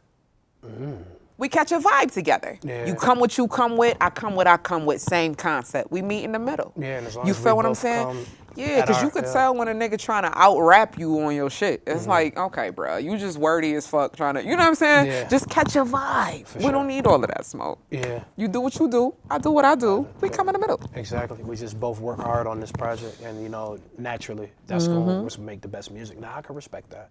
But where was I going with this? Oh, I'm sorry. Before I went off on my tangent, but so Duffle Bag. No, you said The Breakup was the first one on streaming platforms. After that was Duffle Bag Bulli. Yes. Okay, now Duffle Bag Bulli is similar to The Breakup in the sense of it's your lyrics and your beats that you picked. Shout out to Castle Money. Castle Money. Yes. Yeah, he produced Duffle Bag Bulli. This was, and I hate to even say it like this, but after Not a Barbie, this was my reintroduction to the world, really, because I hadn't, COVID hit, nobody was really outside, and life always does what life does, so I had a little break, a little pause in between there, but it wasn't for long, but it was enough time for me to realize that it's balls to the wall now. Like, this is what we doing. We not playing. You feel me? We gonna drop this, we gonna promote it, we gonna market it, you know what I mean? Like, now I'm in the room where I'm thinking about this as a business when Duffle Bag Bulli came along. Before, it was just me vocalizing my music, my feelings to people. Duffle Bag Bulli took it to a different space. Certainly. Yeah. So Duffle Bag Bulli Is this when you would say, because I asked you about, I think I asked you this, I was like, why did it take so long for you to finally get your recognition recently? And you said that you weren't ready. Is Duffle Bag Bulli when you felt ready? Not a Barbie was when I felt ready. Oh, so it was before? Okay. But it was close. It was in close proximity. Yeah, it was like a year and a half within each other. It was, not only did I know that I wasn't ready life-wise, mentally, spiritually, but I didn't know anything about the business. So it was like things were happening the way it was supposed to. Granted, if an opportunity was given to me back in Respect Your History days, I'd have took it, because I ain't know no better. Everything happens for a reason. I'm a firm believer in that. For sure. But mentally, hell no, I wasn't ready. I'd have been taken advantage of, like a lot of these women in this game. Let's keep it a buck. Yeah. Men too. Yeah, for sure. Let's keep it a buck. I wasn't ready.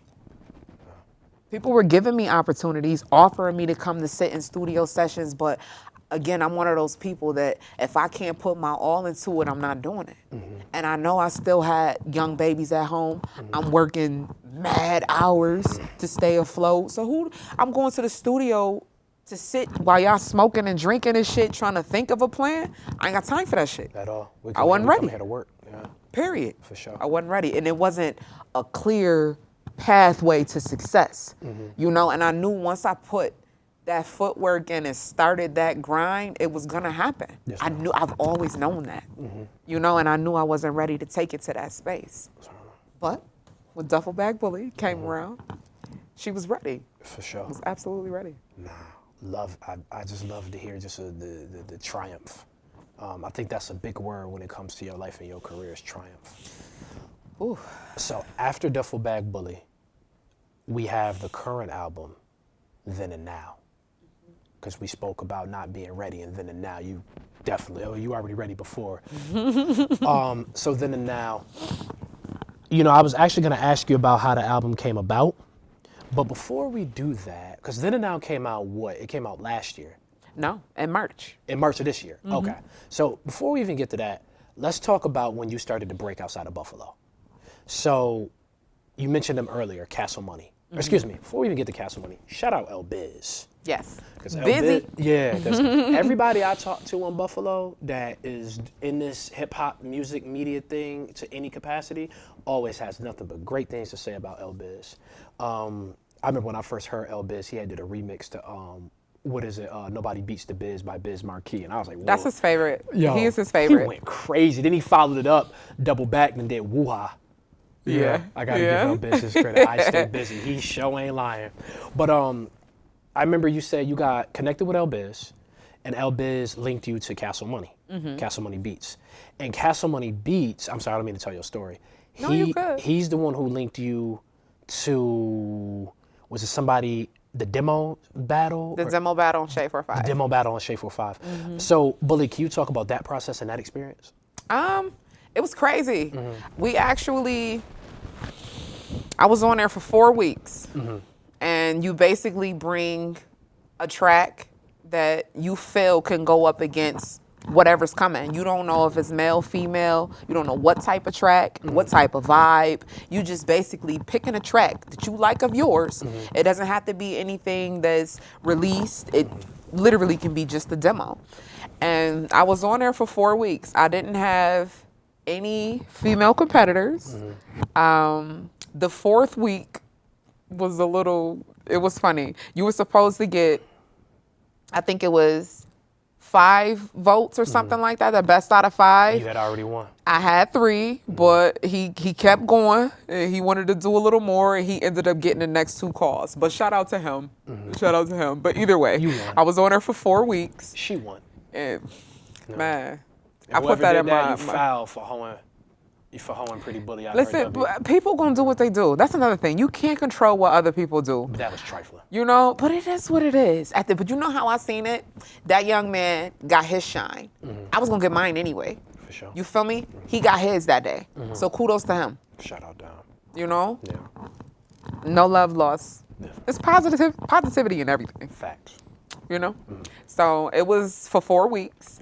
And yeah. I think 3 of those songs still aren't released. No, 2. 2 of them. So it was only heard on Shade 45 that day. Yeah. Still to be released. They coming.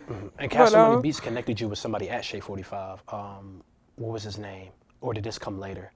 There was really not a direct connection. There wasn't, It was just more so him being connected with them, the DJs and things of that nature. Like, so when we were doing singles back and forth, he had an outlet to get the single to them. So this is how I started to get the spins on Shade 45. I'm like, oh shit, because we weren't even doing a full project yet. Yeah. It was just singles. Oh, okay. So You this know? is 2022.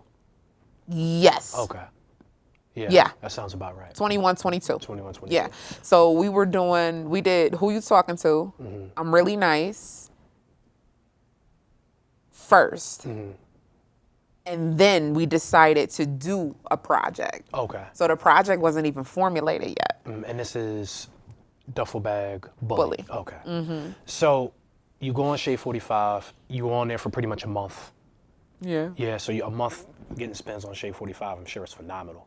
See, we were getting spins with the tracks that we already had. This was just the demo battle that was in addition to. So it was this a opened it up. bonus. Okay. Yeah. So this started opening up the floodgates. So then in 2022, the RZA Wu-Tang challenge. What was the name of the challenge? It was So essentially, RZA had The Saga Continues. the Saga Continues challenge. Yes. Thank you. On this was on Shade 45, and this was on Sway in the Morning. Yes. So, actually, Bulli, I'll have you break it down. What was the challenge? I know you like, what was the challenge? What was the number of people, and what was your experience like with that? Well, shout out to Biz again. He called me the one day. He was like, "Listen, it's this challenge, and you doing it." It wasn't no questions. I didn't even have a beat. I love that nothing. about Biz. You know, You don't even got and options. it was no for real. But my response was, "It's Wu-Tang. Why wouldn't I? What? I freaking love Wu-Tang." Sure. So when he sent it, and it was an open verse, and in the beginning of the track, with Wu-Tang members already on it. So it's like you already coming in and the bar is up here. You feel me? So it was like the pressure was on. So I ended up getting chosen. Out of how many? 10,000 people. Shit. Damn. Over 10,000 submissions. Bulli was one of 12. One of 12. I'm gonna say, that was oh dope. Lord. Please continue, Bulli. I'm sorry. That was dope. Yeah, so when we actually got chosen, we were thinking that it was presented as a contest. So we were thinking that we were fighting for this open position on this verse with these Wu-Tang members. That's what we thought it was. So by the time, this was like probably took like 2 months before we actually came to the actual station. So they sent us a beat pack. It was like a bunch of different beats, random producers. Well, not random, I'll take that back, but they chose producers. And they sent us beat packs and told us to pick a beat. I'm like, yo, they about to let us spit. Because I'm thinking it was just going to be the verse that we put on here, Nah, so it was just a lock-in phase for me. Yeah. This was one of those opportunities you do not fucking this up. You feel me? They giving you a chance, so go show your ass. That's what that was. Yeah. For real. Bulli, and I'm actually glad you mentioned that, Bulli. Because you said a lock-in phase. You said a lock-in phase, Bulli. What you got? Hey, y'all, right now, if you're viewing this on YouTube, please take a second to pause, open up another, first like the video, and subscribe if you haven't already. I'd appreciate it. And leave a comment too, and share with a friend. Hey, comment. Yes, for sure.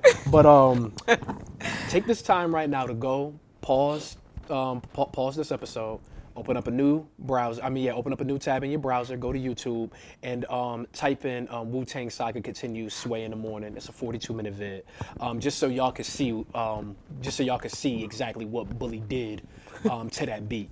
But Bulli, and with that, and so y'all can see this as well, and I'll have it up on this screen. But Bulli, you said when you got that call to go up there to the station to go do to go do the challenge, to go rap, you said that you had to lock the fuck in. Bulli, can you take us through? Oh my God! Can you take us through, Bulli, what was going through your mind at that point? This is hilarious! Oh my God! Bulli, really fast. I was watching it, right? And I was kind of turned away from my computer for a second when you were getting ready to come on. So the beat had dropped and everything. And like 15 seconds went by. And I was thinking, I'm like, yo, it's like, is something wrong with my computer? Like, I was like, is Bulli gonna rap? Because like, it took you a second. That was the longest 8 bars ever. When I went, ooh, honey. Because it took you a second to get going. When I went and I turned back and I looked at the computer, that was the face I saw. Yeah. So when you just mentioned lock the fuck in, Bulli, what was going through your head, Bulli, at this very moment in time? You got me crying and shit.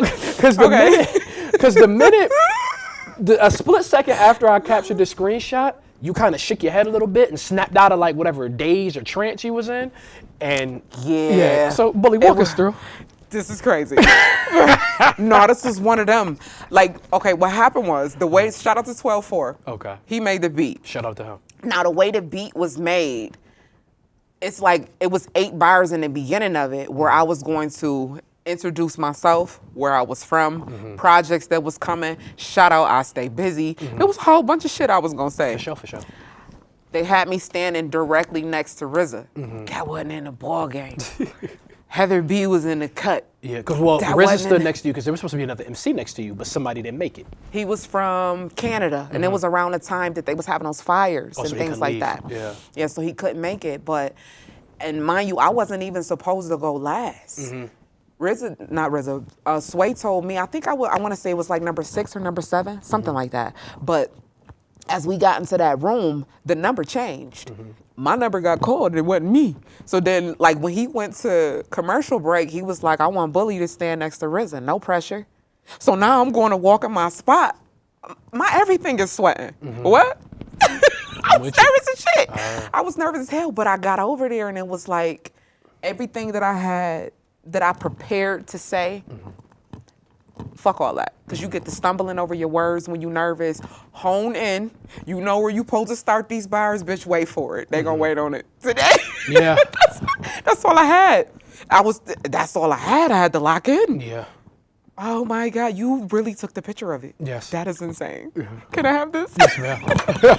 Yes, ma'am. No, this is dope. Yeah. When you showed me this, I literally felt how I felt when oh man. You know, I've only been around you twice, but I've never ever in my life ever seen somebody just kind of snap out of it. It was crazy. Or snap into it. That was crazy. Now, I'm like almost the same height as RZA. He might be a little taller than me. So the way they have those mics set up, it wasn't really comfortable for someone tall. Yeah. So I was watching his mannerisms, and he was like, he had his hands like this on the table, and I didn't realize it, but I was mimicking him, like the way I was standing. I had a point to prove. For sure. That's all I had, baby. Yeah. Damn. Woo. That was a hell of a day. Yeah. That was a hell of a day. When I seen that photo, or this photo rather. Wow. Yeah, that's the because like I said, I was like, the beat was kind of going. Like, what's she doing? Yeah, and I heard 716. I'm like, yo, is she gonna rap? Like, I thought something was wrong with my computer. I turned around. That's the face I saw. I'm like, oh shit. And shout out to Sway because he carried me through that. Like, it was a pause. They didn't understand what was going on either. Because again, it's not like we rehearsed any of this. So he was like, Sway in the morning, pretty Bulli, and it was just Take us out of here, Bulli. Go time. Yeah, and he said it, Bulli, take us out of here. RZA said that. RZA said that, yeah. Yeah, but like right before I started, Sway was like, Sway in the morning, pretty Bulli, because it was a long ass pause. Yeah. Niggas like, the fuck she doing? Yeah. You know, I could feel the room looking around. Yeah. I didn't care. I looked at that camera. I was chewing. I ain't even had no gum in my mouth. Oh, Lord. There wasn't no gum, babe. Yeah. But I was chewing like a motherfucker. I respect it. Those was nerves. Yeah. Yeah. That was hilarious. Yeah. That is the face of a woman who was determined to change her life. Nah, big facts. That's where damn. I'm framing this. Yeah, for sure. Thank you. No problem at all. No, that was nice. Yeah, no Wait till I problem. show Smoke this shit. Yo, Smoke would laugh like a motherfucker when she see that shit. She was like, whoa, that boy is crazy. No, you good for that. When you reached behind that seat, I knew it was some shit. No, that's dope though. Yeah, that right there is a face of a woman who was dead ass serious. Damn. Yeah. I seen the videos, but I didn't see it in still form like this. No. Damn.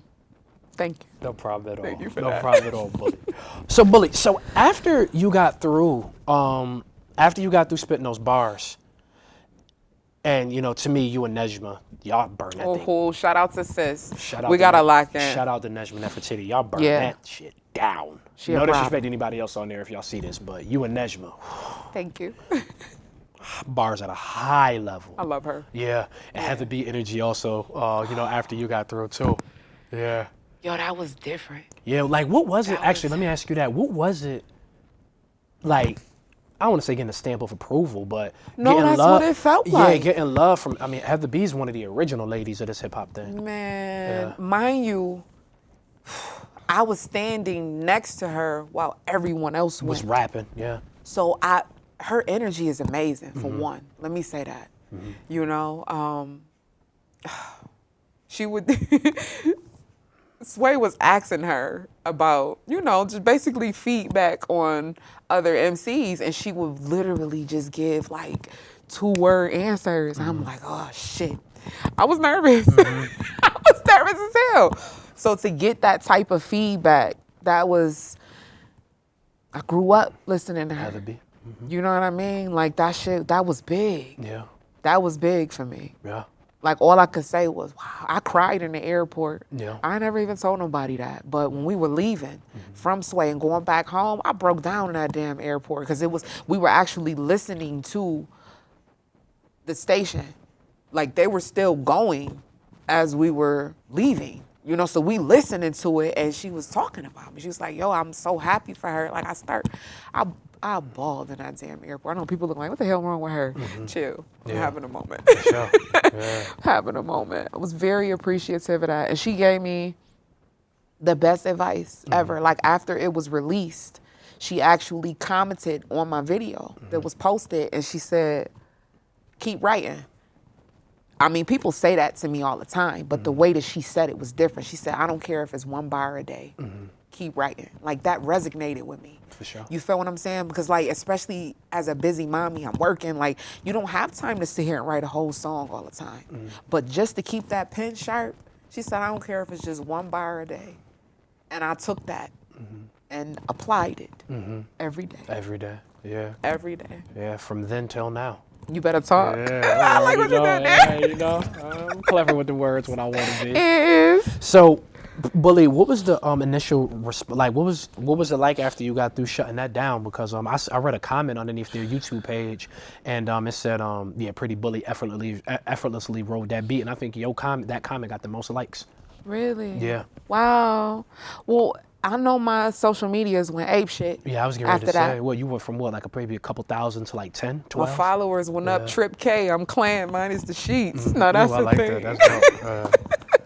No, that's the thing. Like it skyrocketed. Like I'm not really a large presence on social media because I'm a private person. Yeah. I don't really care for it much, but doing what we do is needed. Yes. You know, and that was a hell of a boost. So thank you.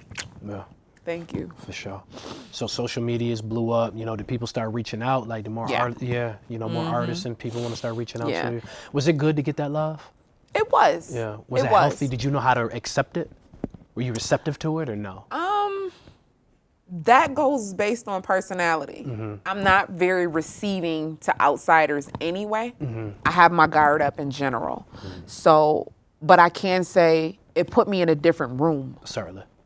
Absolutely. Like now you can't just reach out and let's shoot the shit and you want a 16 for this. No, y'all know I'm taking this seriously.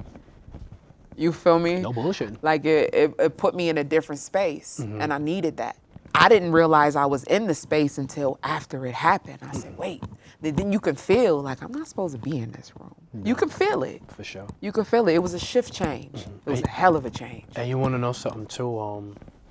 Speaking on that, I remember you told me like when you got back to Buffalo, you'll be like in the stores, and you'll be with like one of your friends, and you'll be like, "What they looking at?" Your friend, I forgot which one it is, probably Smoke. Smoke? Yeah, Smoke would be like, You "Bitch, Yeah, it's rough because I mean, at the end of the day, I'm still Keena. Yeah. You know, and I grew up in the hood. we don't want nobody staring at us. For sure, yeah. What are you looking at? Yeah. You know, so and if it's not like a welcoming type stare, you're not looking at me like you know me from somewhere, or it's a happy look, I'm on guard. You feel me? And then she like, bitch, yeah, she looking at you. Yeah. You know who you are? It's like, it's not that I don't know who I am, but I'm still me. exactly. I'm still me. It's a rough space to be in. Got you. Well, I just had that shit happen the other day. Me and Smoke was in the car. We got stopped at a light. Looked to the side, and the dude was like, "Get out of here with your rapping ass." Like, all right. She like, "Who is that, bitch? I don't know." I don't know who that is. But it's a part of the territory now. Yeah. For sure, Bulli. It's cool. Well, Bulli, man, but nah, definitely huge shout out to Sway in the morning. Yes. You know, Sway, one thing Sway said this on his show, but he said he always find the spitters. And, you know, I'm so glad that, you know, you was able to go and earn your right and your spot at that table. And I'm just so glad to have it be and gave you that encouragement, that motivation. You know, and I'm just glad that you was able to be celebrated, you know, in a major way. I think a couple 100,000 views. That was crazy. Yeah, so that was crazy. I'm glad that everybody in the world right now could go jump on Sway in the morning and, you know, see Pretty Bulli in this element. Yeah, Bulli was out that day. Yeah. She absolutely was outside. Yeah, for sure. Oh, man. Oh. Damn. Yeah, I seen that. I'm framing this. Yeah, for sure. Thank you, Cato. I love that. No problem at all. That's gonna be on my wall. You gonna see that when I'm doing my my videos. For sure. Uh-huh. Bulli, because I do want to talk about the album, because I think we are coming up a little bit short on time. You know we long-winded. Yeah, for sure. But I mean, it's been a phenomenal episode. Bulli, so we talk about Then and Now, your project that was released this March. Y'all can go stream that everywhere. I'm sure y'all can hit Pretty Bulli. I'm sure y'all can work out something on the business tips to be able to get them physicals. So definitely make sure y'all reach out. But Then and Now is the only album I listened to from you. I was gonna go through your whole discography, but for this particular interview, something in my spirit told me to just talk about this album. Phenomenal album, by the way. Thank you. Wanted to make sure I let you know that. I have a couple, I want to get into how it came about, but I actually have a couple lines, actually a few lines, about 2 pages worth of Look lines. at you. Yeah, some of my favorites and some that I had questions about. If we could probably kind of make this somewhat rapid fire if need be, but if, if it requires a little bit more extra conversation, I understand. So on the song She's a Problem, you said went from timid with these flows to releasing these cannons, and that's how you said it. Bulli, can you break that down? I wasn't always as vocal aggressively this way. You know, like I was more laid back. I would tell my story to those that I knew would listen. And now I'm at a phase in my career where my voice will be heard. Yes, ma'am. Regardless. Y'all gonna get the smoke. Certainly. That's where I'm at, baby. Nah, I understand. So that's what that lines mean. Okay. So next up, we got Confidence. This was my favorite song off the album. Like I said, bars had a heavy level. Well, thank you. But actually, there's 2 lines on Confidence, and then there's also one on the song Simplicity. That was a great song as well. The 3 lines in question are, you say, I suppose if I was to pose in low clothes, they'd be at my door to be a Birkin hoe. Second verse of that song, you say, fully clothed, I don't expose double straps on Vickies. And then in Simplicity, you say, y'all used to chicks being naked, but that shit boring, fully clothed. But I bet I make sunrise, top of the morning. Phenomenal. That's not rewarding when you Queen Edition. I'm in no competition with chicks that's working niggas like they a pension. Thank you, I messed that up. Bulli, can you get into that line? Because, female rappers right now are having what some people will call a renaissance period. I would personally say a period of extreme exposure. Because the record sales ain't really all that great for the majority of them right now, but that's besides the point. Can you go into those lines a little bit? Can you break down what you mean? Absolutely. Well, first of all, let me say shout out to all women that's doing their thing. For sure. And expressing themselves how they express themselves, because everybody has a different way of doing it. For sure, and I'm not a hater. Now, the reason those lines came about is from men making comparisons to. Like so similar to what I'm doing now. Well, no. Because you give credit and respect is given. They have some of them have a tendency of comparing you to what's out as if what you have is not good enough because you're not exposed. Okay. You feel what I'm saying? So First of all, there's no comparison. That's just like when people compare Pac and Biggie. They're two different artists. Way two different artists, yeah. Two completely different artists. So don't put me in the same room because of my gender. I have gender specific issues. Don't do that. Sorry. Because you could bar a nigga down on the same track and my gender didn't matter. You feel me? Yeah. You got out rap, you got out rap. Exactly. I don't like being put in a box or being compared to because of our anatomy. It's like what does that have to do with what I just did here? Yeah, we rhyming words. Let's talk to it. Yeah. And do it nicely. Nah, for sure. I keep looking at this damn picture. Nah, I got you. Next up, you say, and this is one of my favorite lines, I want to highlight this. You say, I think they got my passion confused with a bad temper. I'm like Taz when I spaz on these tunes. Fuck a gender. There I go with that gender shit again. Yes. That's my favorite line. I can't help it because it's like a lot of people, and they take the name bully and misuse it because for one, they don't know it's an acronym and they don't know me. Yeah. Like I'm a very timid person when you actually know me, but you're going to get the kind of energy you receive. You feel what I'm saying? So like if I feel your energy is off, that's the type of energy you getting from me. It's going to be standoffish. You feel what I'm saying? Like, so people, they misread me and assume that I have a bad temper. Yeah. You feel what I'm saying? Because they take the aggression that they hear from my music and apply it to my real life. Yeah. And that's not it. But I do spaz on these tunes though. Yeah. You feel me? Oh, no, we know that. Go listen to this album. If you don't know, you will find out. For sure. For sure.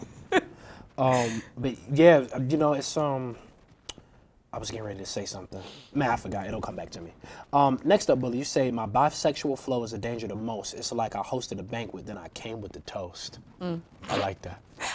Fun fact, I almost took that bar out. Why? It wasn't hitting to me. Nah, that shit hit. It wasn't though, you know, but then I got to a space where I'm like, okay, stop overthinking shit. Because I'm very critical when it comes to my own writing. I used to think like, I used to actually write based on how people would perceive it, instead of writing based on how I really wanted it to sound. You feel me? And that was one of those moments. I almost took it out. I was overthinking it. I think it was the toast line. I'm glad you kept that. Well, thank you. I enjoyed that line. I did. That line made me No, that's chuckle. what's up. For sure.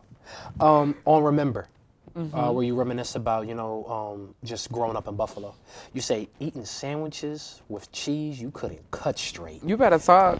For those of you who don't know, The best cheese ever. that government cheese back in the day came in a big old block. Listen. Yes, you had to cut it yourself. And that shit always went like this. Always, yes, it always slanted unless you just had a real steady hand. One of the Mama Lee hands. Oh yeah, I'm for sure. Nah, for Mama real. Lee was precise. You better talk. Yeah, I'm already knowing. Yeah, that cheese is the main thing though. Oh, for sure. Yeah. And the peanut butter, the just said peanut butter. Oh no, you lost Made me the with best that one. cookies. It came with the cheese. never- It was with the cheese. It was like in a bucket. It was white and black with letters, peanut butter. Damn. Made the best cookies. It'll fuck up your bread. You couldn't spread it. Oh Lord. But it made the best cookies. That's the thing. Ain't no sandwiches. Oh man. But some cookies? You better For talk. sure.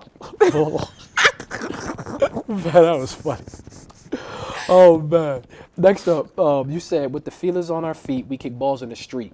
What are some of your favorite sneakers you own from your childhood? Ah, man. All I used to wear was Fila's. Really? Because we used to go downtown to, that's when the Main Place Mall was open.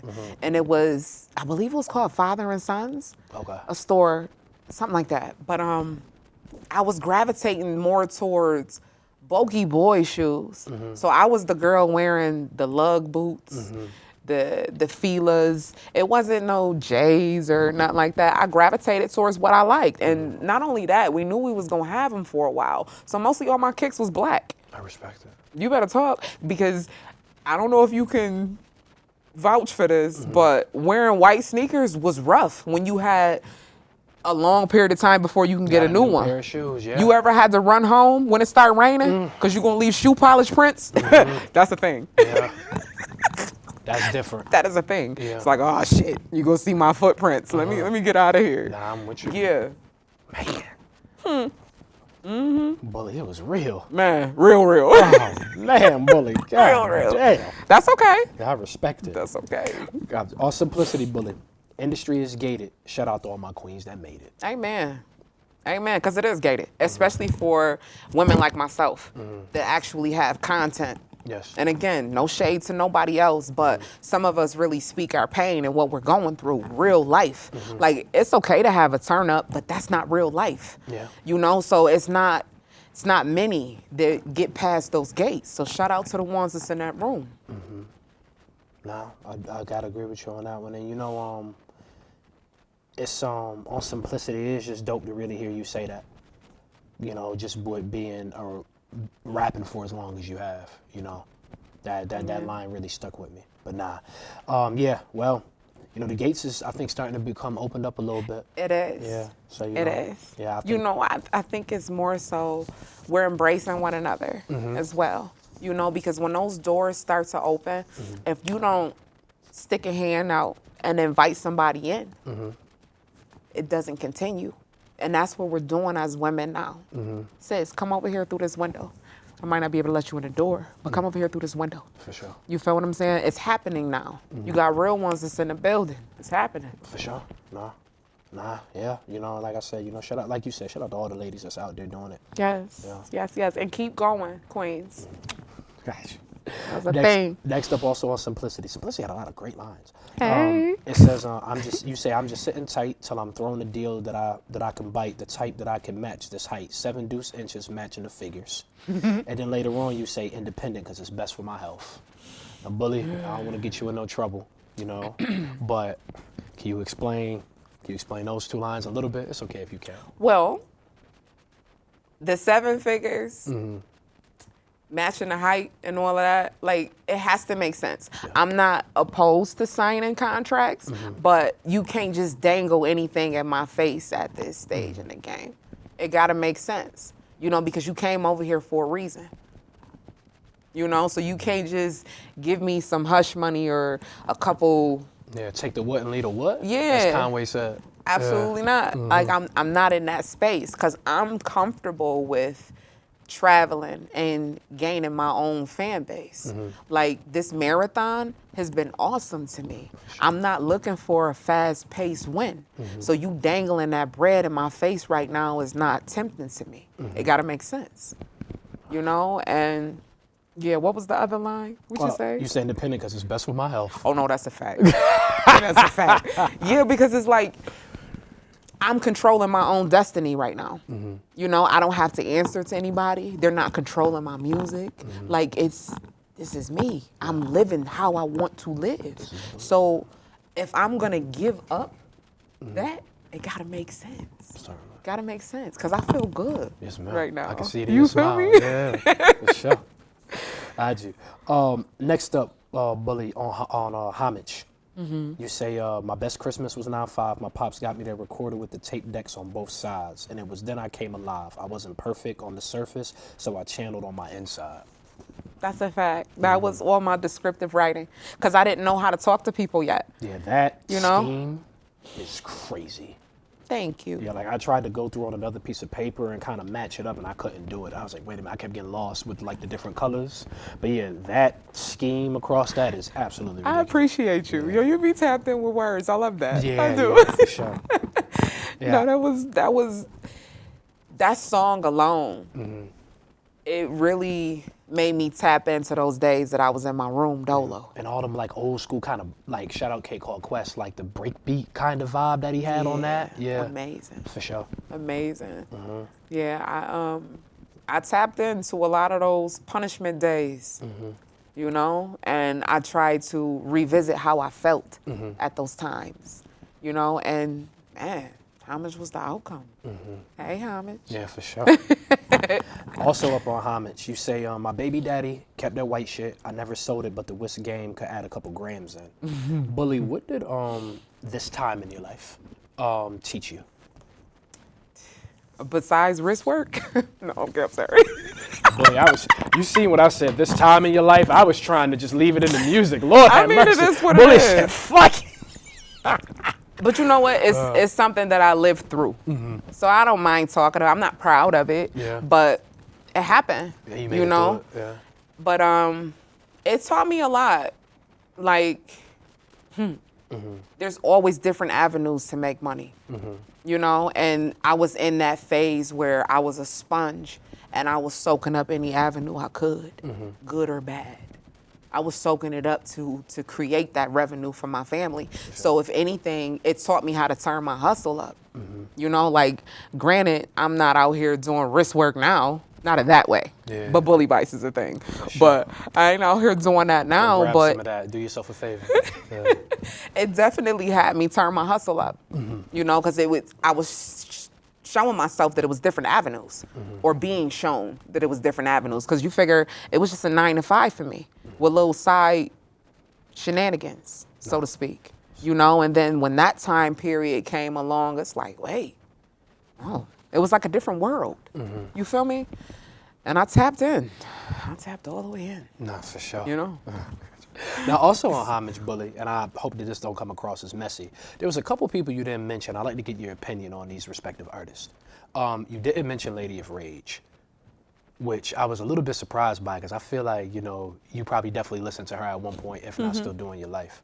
You know, did Lady of Rage have any influence? If so? Absolutely. Yeah, okay. Absolutely. I had a phase where I was doing Afro Puffs too. See, this is the thing. A lot of people ask me about what wasn't included in that song. But what they didn't understand was the fact that when I wrote the song, I actually took myself to that time when I had the tape decks on both sides. So I talked about who I was listening to then. It was just that period of time. Okay, yeah. So it wasn't like my whole lifespan. It was literally 9-5. 9-5, When okay. you feel me? So like, a lot of these artists, you know, because I have on here Gangsta Boo, Lauryn Hill, Da Brat. Yeah. What? Da Brat was the first time. Oh my God, we had a talent show. No, I'm sorry. It was a dance at the gym, and I recited Ladies' Night. That was the first time I ever performed anything. Really? What? Wow. And the teachers let us do it. Like, we was just, you know, we was kids. They was giving us the microphone, and I remember my teacher. I can't remember his name. But I remember it was like a challenge. He was like, you don't know that verse. You can't tell somebody like me that. For sure not. Yeah. And that was the first time I did it. Ooh, you better talk. So Da Brat was a heavy influence for me. For sure. Yeah. Heavy. I love her. And I've seen it a little bit in your style. What about people like Emil and Mia X? Yes. Now, I wasn't really, just because of the phase in my life, I wasn't really tapped in to Mia X, but I heard what was on the radio. For sure. Because that was around a time where, again, like I said, I wasn't purchasing projects and things of that nature. So I only heard what was on the radio. You know, so if they didn't have like something major that was running on the radio without like dropping projects and things that are tapping into Master P joints and things like that, I didn't hear it. You know, so it was really my lack of that kept me out of the loop with major artists. But as I got older, it's like, damn, no, she nice. For sure. You feel me? I had to go do my homework. Nah, I understand. You know? I respect it. You heard what she said. All y'all go do your homework if you're not familiar with some of these ladies that we've mentioned. Basic. Acronym. You're great with acronyms. Thank you. Yeah, I gotta give it to you. Broads always secretly in competition. That is what BASIC stands for in this instance when it comes to Pretty Bully's music. I mean, to the Pretty Bully song. So you say greedy appetites never suffice with second string. Can you dive a little bit deeper into that line? Women are typically more catty, you know, so women have a thing where they'll say, oh, I'm playing nice. And typically that means you really don't like this girl. You feel what I'm saying? But you're in a room with her because you got your own motives. You got a reason you want to be in here with her. So even if she's giving you compliments about you being ahead of her in this game, she's not content with that because this is not the space she wants. She's not really uplifting you. That kind of shit annoys me. Facts. You know, because I don't have problem giving women credit. Not at all. You're beautiful. Honey, you look good in that dress. Oh, you killed that bar. Like, what's wrong with giving that? What's wrong with that? When you comfortable with yourself, you don't mind complimenting somebody else. Man, those are insecurities in other people. And they show in their actions. Oh, honey, that's that third eye again. For sure. Talk to me. And you know, with BASIC, also known as broads, always being secretly in competition. Thing I love about it is the music video. You know, you have the music video. Go watch it, like it, share it, subscribe. It's a pretty bully. Thank you. But in the music video, number one, you have your daughter, Kayla, is in the music video. She's the one with the pink puffs. Yes, for sure. And you have your daughter, Kayla, in the music video, and she's accompanied by 3 other young black girls. Yes. Yes. Shout out to my nieces. For sure. Oh, okay. Shout out to Pretty Bully nieces. And I just love, and you know, Bully, you go in, you know, they in detention. You know, you go, you grab their phones and you have them pay attention, you're just giving them game, you know, and Basic speaks so well to that, you know, and that's why, like I said, Basic is another one of my favorites off of here too. Definitely, probably second behind Confidence. Just because, you know, I just love seeing, you know, we always talk about woman empowerment and woman uplifting, but I like seeing it come from, you know, I like actually seeing it. You know, there's a lot of ways you could have went with Basic, but you know, you went a wholesome way, and like I said, just giving game to the youth, that was phenomenal. So shout out to Mr. Black Belt Jones, videographer. Yeah, shout out to him. He made that come to life. Yeah. He definitely did, because we were in, the room was so damn small. Okay, this wasn't an actual classroom, but the way he maneuvers with the camera, he made it look like it. He damn sure did. Yeah. I love him. Yeah. Yeah, just the game that you gave out on Basic was phenomenal. Thank you. You know, absolutely. And like I said, I just absolutely love like the positivity of it. Don't judge me. This is something I wanted to ask. Now, Don't Judge Me as a story between Lisa and Boo. Boo is in school, you know, intelligent, you know, handling her business. You know, I take it she went off and started her career. And then Lisa is just, she's in the street, she's lost. You know, she has a child at a very young age. And, you know, eventually, Boo and Lisa meet again at Boo's father's funeral. This to me is one of your truest forms of lyricism because, like I said, it told a cohesive story that I had to listen to this a lot actually. Really? Yeah, like if you look at your streams and you notice that Don't Judge Me has like an uptick in streams. I appreciate that. Yeah, that's definitely me. One thing that I was confused about in the story at the end, and this is a question I have. So, did Lisa have a baby by Boo's father? Yes. Oh, damn. I didn't want to believe it. I didn't want to believe it. And that's another reason why I took that route, because things like that happen. Yeah. They happen all the time, but it's not things that people want to talk about. They sweep it under the rug. And Boo didn't know until the funeral.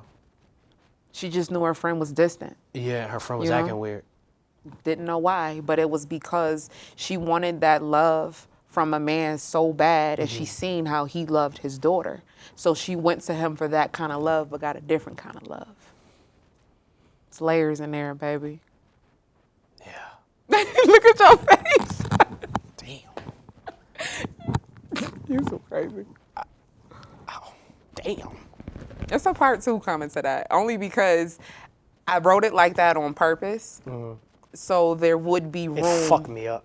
I kept listening. I kept rewinding the last 4 bars. I'm like, bro, I'm not catching something. And I was getting frustrated. Like, it was for a reason, so I can have double back and fill in so you can understand the characters more. Yeah, because then I was like, wait a minute. She said, 10 years old, look to the left. I'm like, wait a minute, did she have a baby with? I was like, no. I was like, I'm going to ask her on camera. Wow. Yes, sir. You went. I love stories. Yeah. Storytelling, I could story tell. writing. I love it. Yeah, this is different. Eventually, I'm going to write a movie. Yeah, facts. Hell yeah. Damn. It's crazy. I didn't want to believe it. Yeah. Great work. Thank you. Relate. How did you get Jazzo on the feature? Shout out to Kid Core Quest. I was just blessed. It came to me. And I was like, you did what? Just for, I know some of y'all, you know, might be young looking at this. Jazzo essentially was Jay-Z. Yes, Jay-Z, Sean Corey Carter, December 4th, 1969. Damn, I know too much. Yo. I know too much. 14 Grammys, Jay-Z. I believe 10 platinum albums, Jay-Z. I think it's more than that. I think it might actually be 12. Besides the point, Jazzo essentially was Jay-Z's mentor. There's an early photo of Jay-Z wearing a lot of these big, huge, husky necklaces, and they were actually Jazzo's necklaces. Fun fact, Pusha T actually recreated one of those necklaces recently. Anyways, Kid Call Quest made that happen. Yeah. Because Jazzo was like 58 years old. He is. Yeah. And he's a GOAT. Yeah. What? Yeah, for sure. Jazzo has done, he is one of the early pioneers of the triplet flow. He had that fast rap era that he Yes. had for a minute. I mean, you know, Jaz-O has been in this game for, like, when we say hip hop OGs, a lot of y'all look to, like, you know, 50 and all them, and no disrespect because they are in their own right. But we talking about a dude who came out in '84. You better Bulli. talk. I was born in '84. I can say it. Oh, okay. You look good. Thank you. Yes, ma'am. So yeah, like Jaz-O, what?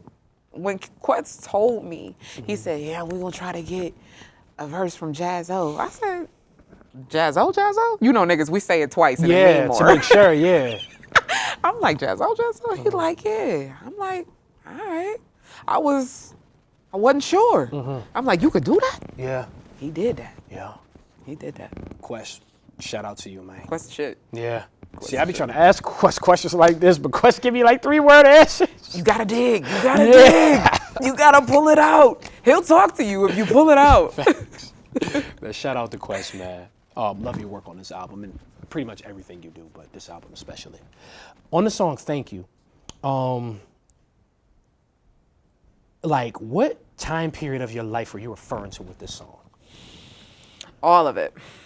That was a broad surface for me. Like Yeah. it was prior to me having a baby to the Having a relationship with my mom after the baby. Like it was a lot. It was a wide span, Yeah. very wide. This is a heavy song. That was hard.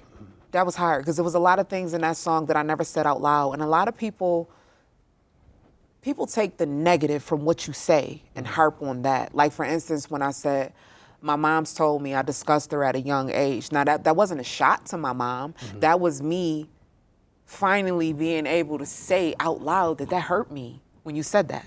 You know, even though it wasn't true what you thought, but I wasn't able to communicate that yet. You know, so again, it wasn't a shot to my mom. It was growth for me. I was finally able to admit that and move forward. You know? Yeah, that was a heavy one. Yeah. Yeah, that song Thank You is something. Thank you. Yeah, I had to give it to you. I was like, man, this is real. Is Thank You also a tribute to hip hop? It is. That's exactly what it is. So I was basically expressing what music did for me. Like through all the things that was happening in my life, I didn't stop. I kept going throughout it. You feel what I'm saying? So it's absolutely my letter to hip hop. Yes, sir. You picked up on that. Yes, A lot I of did. people didn't get that either. You have to spend time with this music. You the shit. Yeah, when the music ain't the microwave fucking music, as I said before, you got to spend a lot of time with it. You have to do it in a lot of different spaces. Yeah. And then you have to do it when you don't want to. I didn't want to, no disrespect, I didn't want to have to go back and listen to Don't Judge Me so many times because I was getting frustrated. Not that it wasn't a great song, but I was getting frustrated that I couldn't pick up on it. But I had to. And I was like, she, in my head, I'm like, she fucked this nigga dad. That's what I said in my head. I'm like, no. And I was trying to find ways to drop hints to it, like Yeah. when she was being jealous of her parents being in the same house. And You did a great job. Thank you. Yeah, that right there is storytelling at its finest. Thank you. Yeah. Break. You said this is a song you do in a music video too. I just did it. You just did it. Just completed. It'll be dropping soon. Okay. Very soon. Gotcha. So it'll probably be out by the time this releases. Break. Earlier you said that Break was like I think you said the most important song on this album for you. It made me feel the most. Yes. I broke down while writing it because as women, as just Black people in general, we hold in a lot. Yeah. And we just keep moving. You know, like you cope with things. You don't necessarily heal from it. And in order to heal from something, I was just talking to Illa G today, shout out to him, you have to actually digest what happened to you in order to heal from it. And for so long, like my daughter is 16, I never talk about her father. Ever. You know, like out of sight, out of mind. Nigga, you ain't around, you don't need to be. You feel me? So this is the first time that I actually spoke on things like that. That shit, it opened wounds, but it allowed me to be able to heal them. You know, so I can move past that now. I broke down writing both of those verses. I called Quest. I'm like, Quest, this one different. This is different. For me, break is a representation of your resiliency and your triumph. To me, that's what it represents. Damn, thank You know, you. especially when you say thankful God removed from positions where I was. That's the thing. That's the thing. All the things that I talked about prior to on different tracks. Like, I was in some spaces I had no business being in. No business, but he removed me from that. He told me that my voice was made for other people to hear. The things that I went through is now a testimony to tell other people so they don't have to. Like, he put me in this position. I didn't ask for this. Like, I could have did this a long time ago and fucked it up, like we talked about before, but I wasn't ready. You said it was perfect timing. Can you speak to the title of Then and Now? As a whole, in a nutshell, after listening to the project, it was 2 tracks that was left. Break wasn't written yet, and She's a Problem wasn't written yet. Okay. So Quest and I were going through the songs, and I heard a transition. Like because my writing style was different from other people. This was like a 2-year span, us writing this. Like, different singles coming out. So as we were listening to it, when he came to me like, Bulli, we got an album. I start listening to him, and I'm like, this is representing who I was and who I am now. You know, so what better way than to say that I was then and this is now. That's dope. Bulli, just because we didn't necessarily have a whole lot of time to really get into everything that went into the making of the album, Then and Now, why should the viewers go listen to it? Why should whoever sees this go and listen to it? While creating this project, Quest and I, we wanted to hit different points, like things of hip hop that we missed when it comes to what made us want to do this. Everything from lyricism, versatility, storytelling, and that is something that we incorporated into this as a body of music. So if you are a hip hop lover, if you are intrigued with it, even if you think it's dead, this is one of those projects that I feel represents it as a whole. That's real. Talk to me. And how does it speak to you? That's my baby. Like, when people listen to Then and Now, what do you want them to know about you? I wanted them to understand me, because all of my projects prior to was just either shit talk, braggadocious things, just to tell boys I was in the same room with them. It was more so me having a point to prove to other people. This was me allowing people to see who I was. And especially after Duffle Bag Bulli, it was all lyricism. Just to, again, show them what room I was in. Like, oh, I can do what you do. That's what Duffle Bag Bulli was for me. But Then and Now was the first time I was transparently vulnerable in music. So I allowed people to see who I was. And this is the first time. So if you want to know who Bulli is, this will be the project for that. Nah, much respect to that. Bulli, a couple last minute questions. First thing I have to ask, what is your favorite thing about your artistry? About what you do? Currently, present day, Yes. vulnerability. It's changing. Like, I've always loved words, the play on words. Like, words, I just love words. That is what attracts me to the opposite sex as well. If you can hold a conversation with me, if you could pick my brain, you feel what I'm saying? Like, I love words, but now it's changing because I'm changing. So the way I'm able to be vulnerable in my music is my favorite part, because it's helping me heal. It's a different kind of feeling. I've never felt like this before, but I like it here. Nah, for sure. I didn't like even it think here. about vulnerability. My favorite thing is your voice. Thank you. I told you that before we started rolling, or we might have started rolling, but it probably got cut out, or will be cut out rather. Speaking of past tense, but it's your voice, because as I said before, you know, your voice carries your excitement, it carries your confidence, it carries your pain, it carries your vulnerability, and as I said before, you know, in this music game, a lot of the female rappers, and like I said, I know you don't like being put in that box, but Understand. yeah, but it's for a reason. Or excuse me, has a purpose for why I said that. You know, the industry pushes a certain type of look. And you know, with you being you 6 foot or 6'1"? I'm actually 5'11" and 3/4, so I just rounded up to 6 foot. Cool, yeah. Because You feel me? Yeah, I'm about to say with shoes on, you 6 foot. So you know, with you being 6 foot, you know, your voice is it's unique to majority of, you know, what is it? The female rappers that will often hear. And there's something about your voice. Your voice plays to so many different spectrums of like your emotions. So I would probably say your voice is, now the bars is crazy.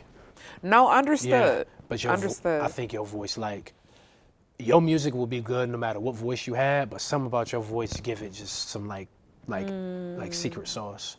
I can see that. I appreciate that. And that's you being tuned in again.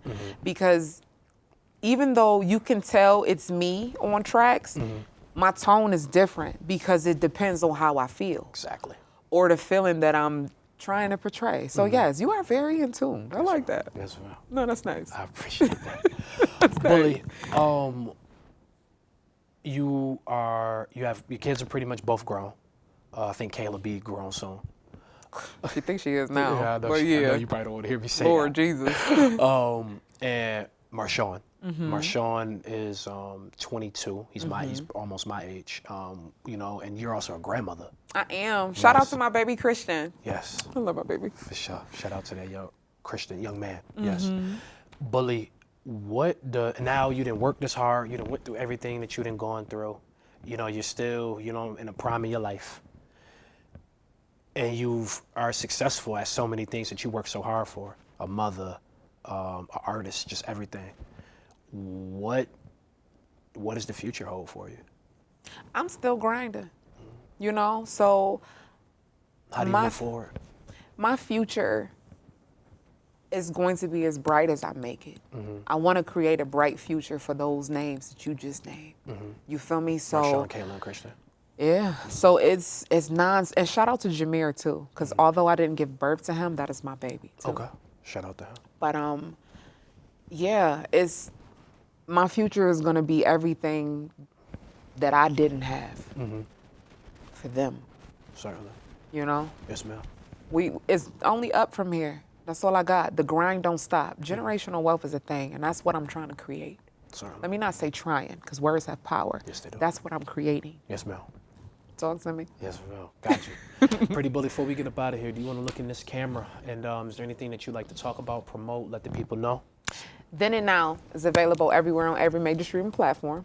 You can get it from the link in my bio on Instagram. That's pretty_bully, and it's BULLI. Bully Bites, merch, and a number of other things. Physical copies, signed copies are also available on the link. Gotcha. Well, Bulli, thank you again for coming on to the show. This was amazing. Nah, You know to talk. No, for real.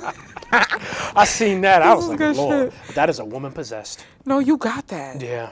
And everybody kept saying that look you had, but for you to capture the Oh, yeah. look is insane. Oh, yeah. I go the extra mile. No, that's nice. For sure, for sure. Wait till I tell my sister this shit. Nah, Smoke gonna die laughing when is. she see that. She is. Oh, So man. that's nice. Guys, you know. I appreciate you. This is good shit. You already know, Bulli. Thank you so much for coming around. This is Pretty Bulli. I'm Cato III, and as always, I got more to say. And do.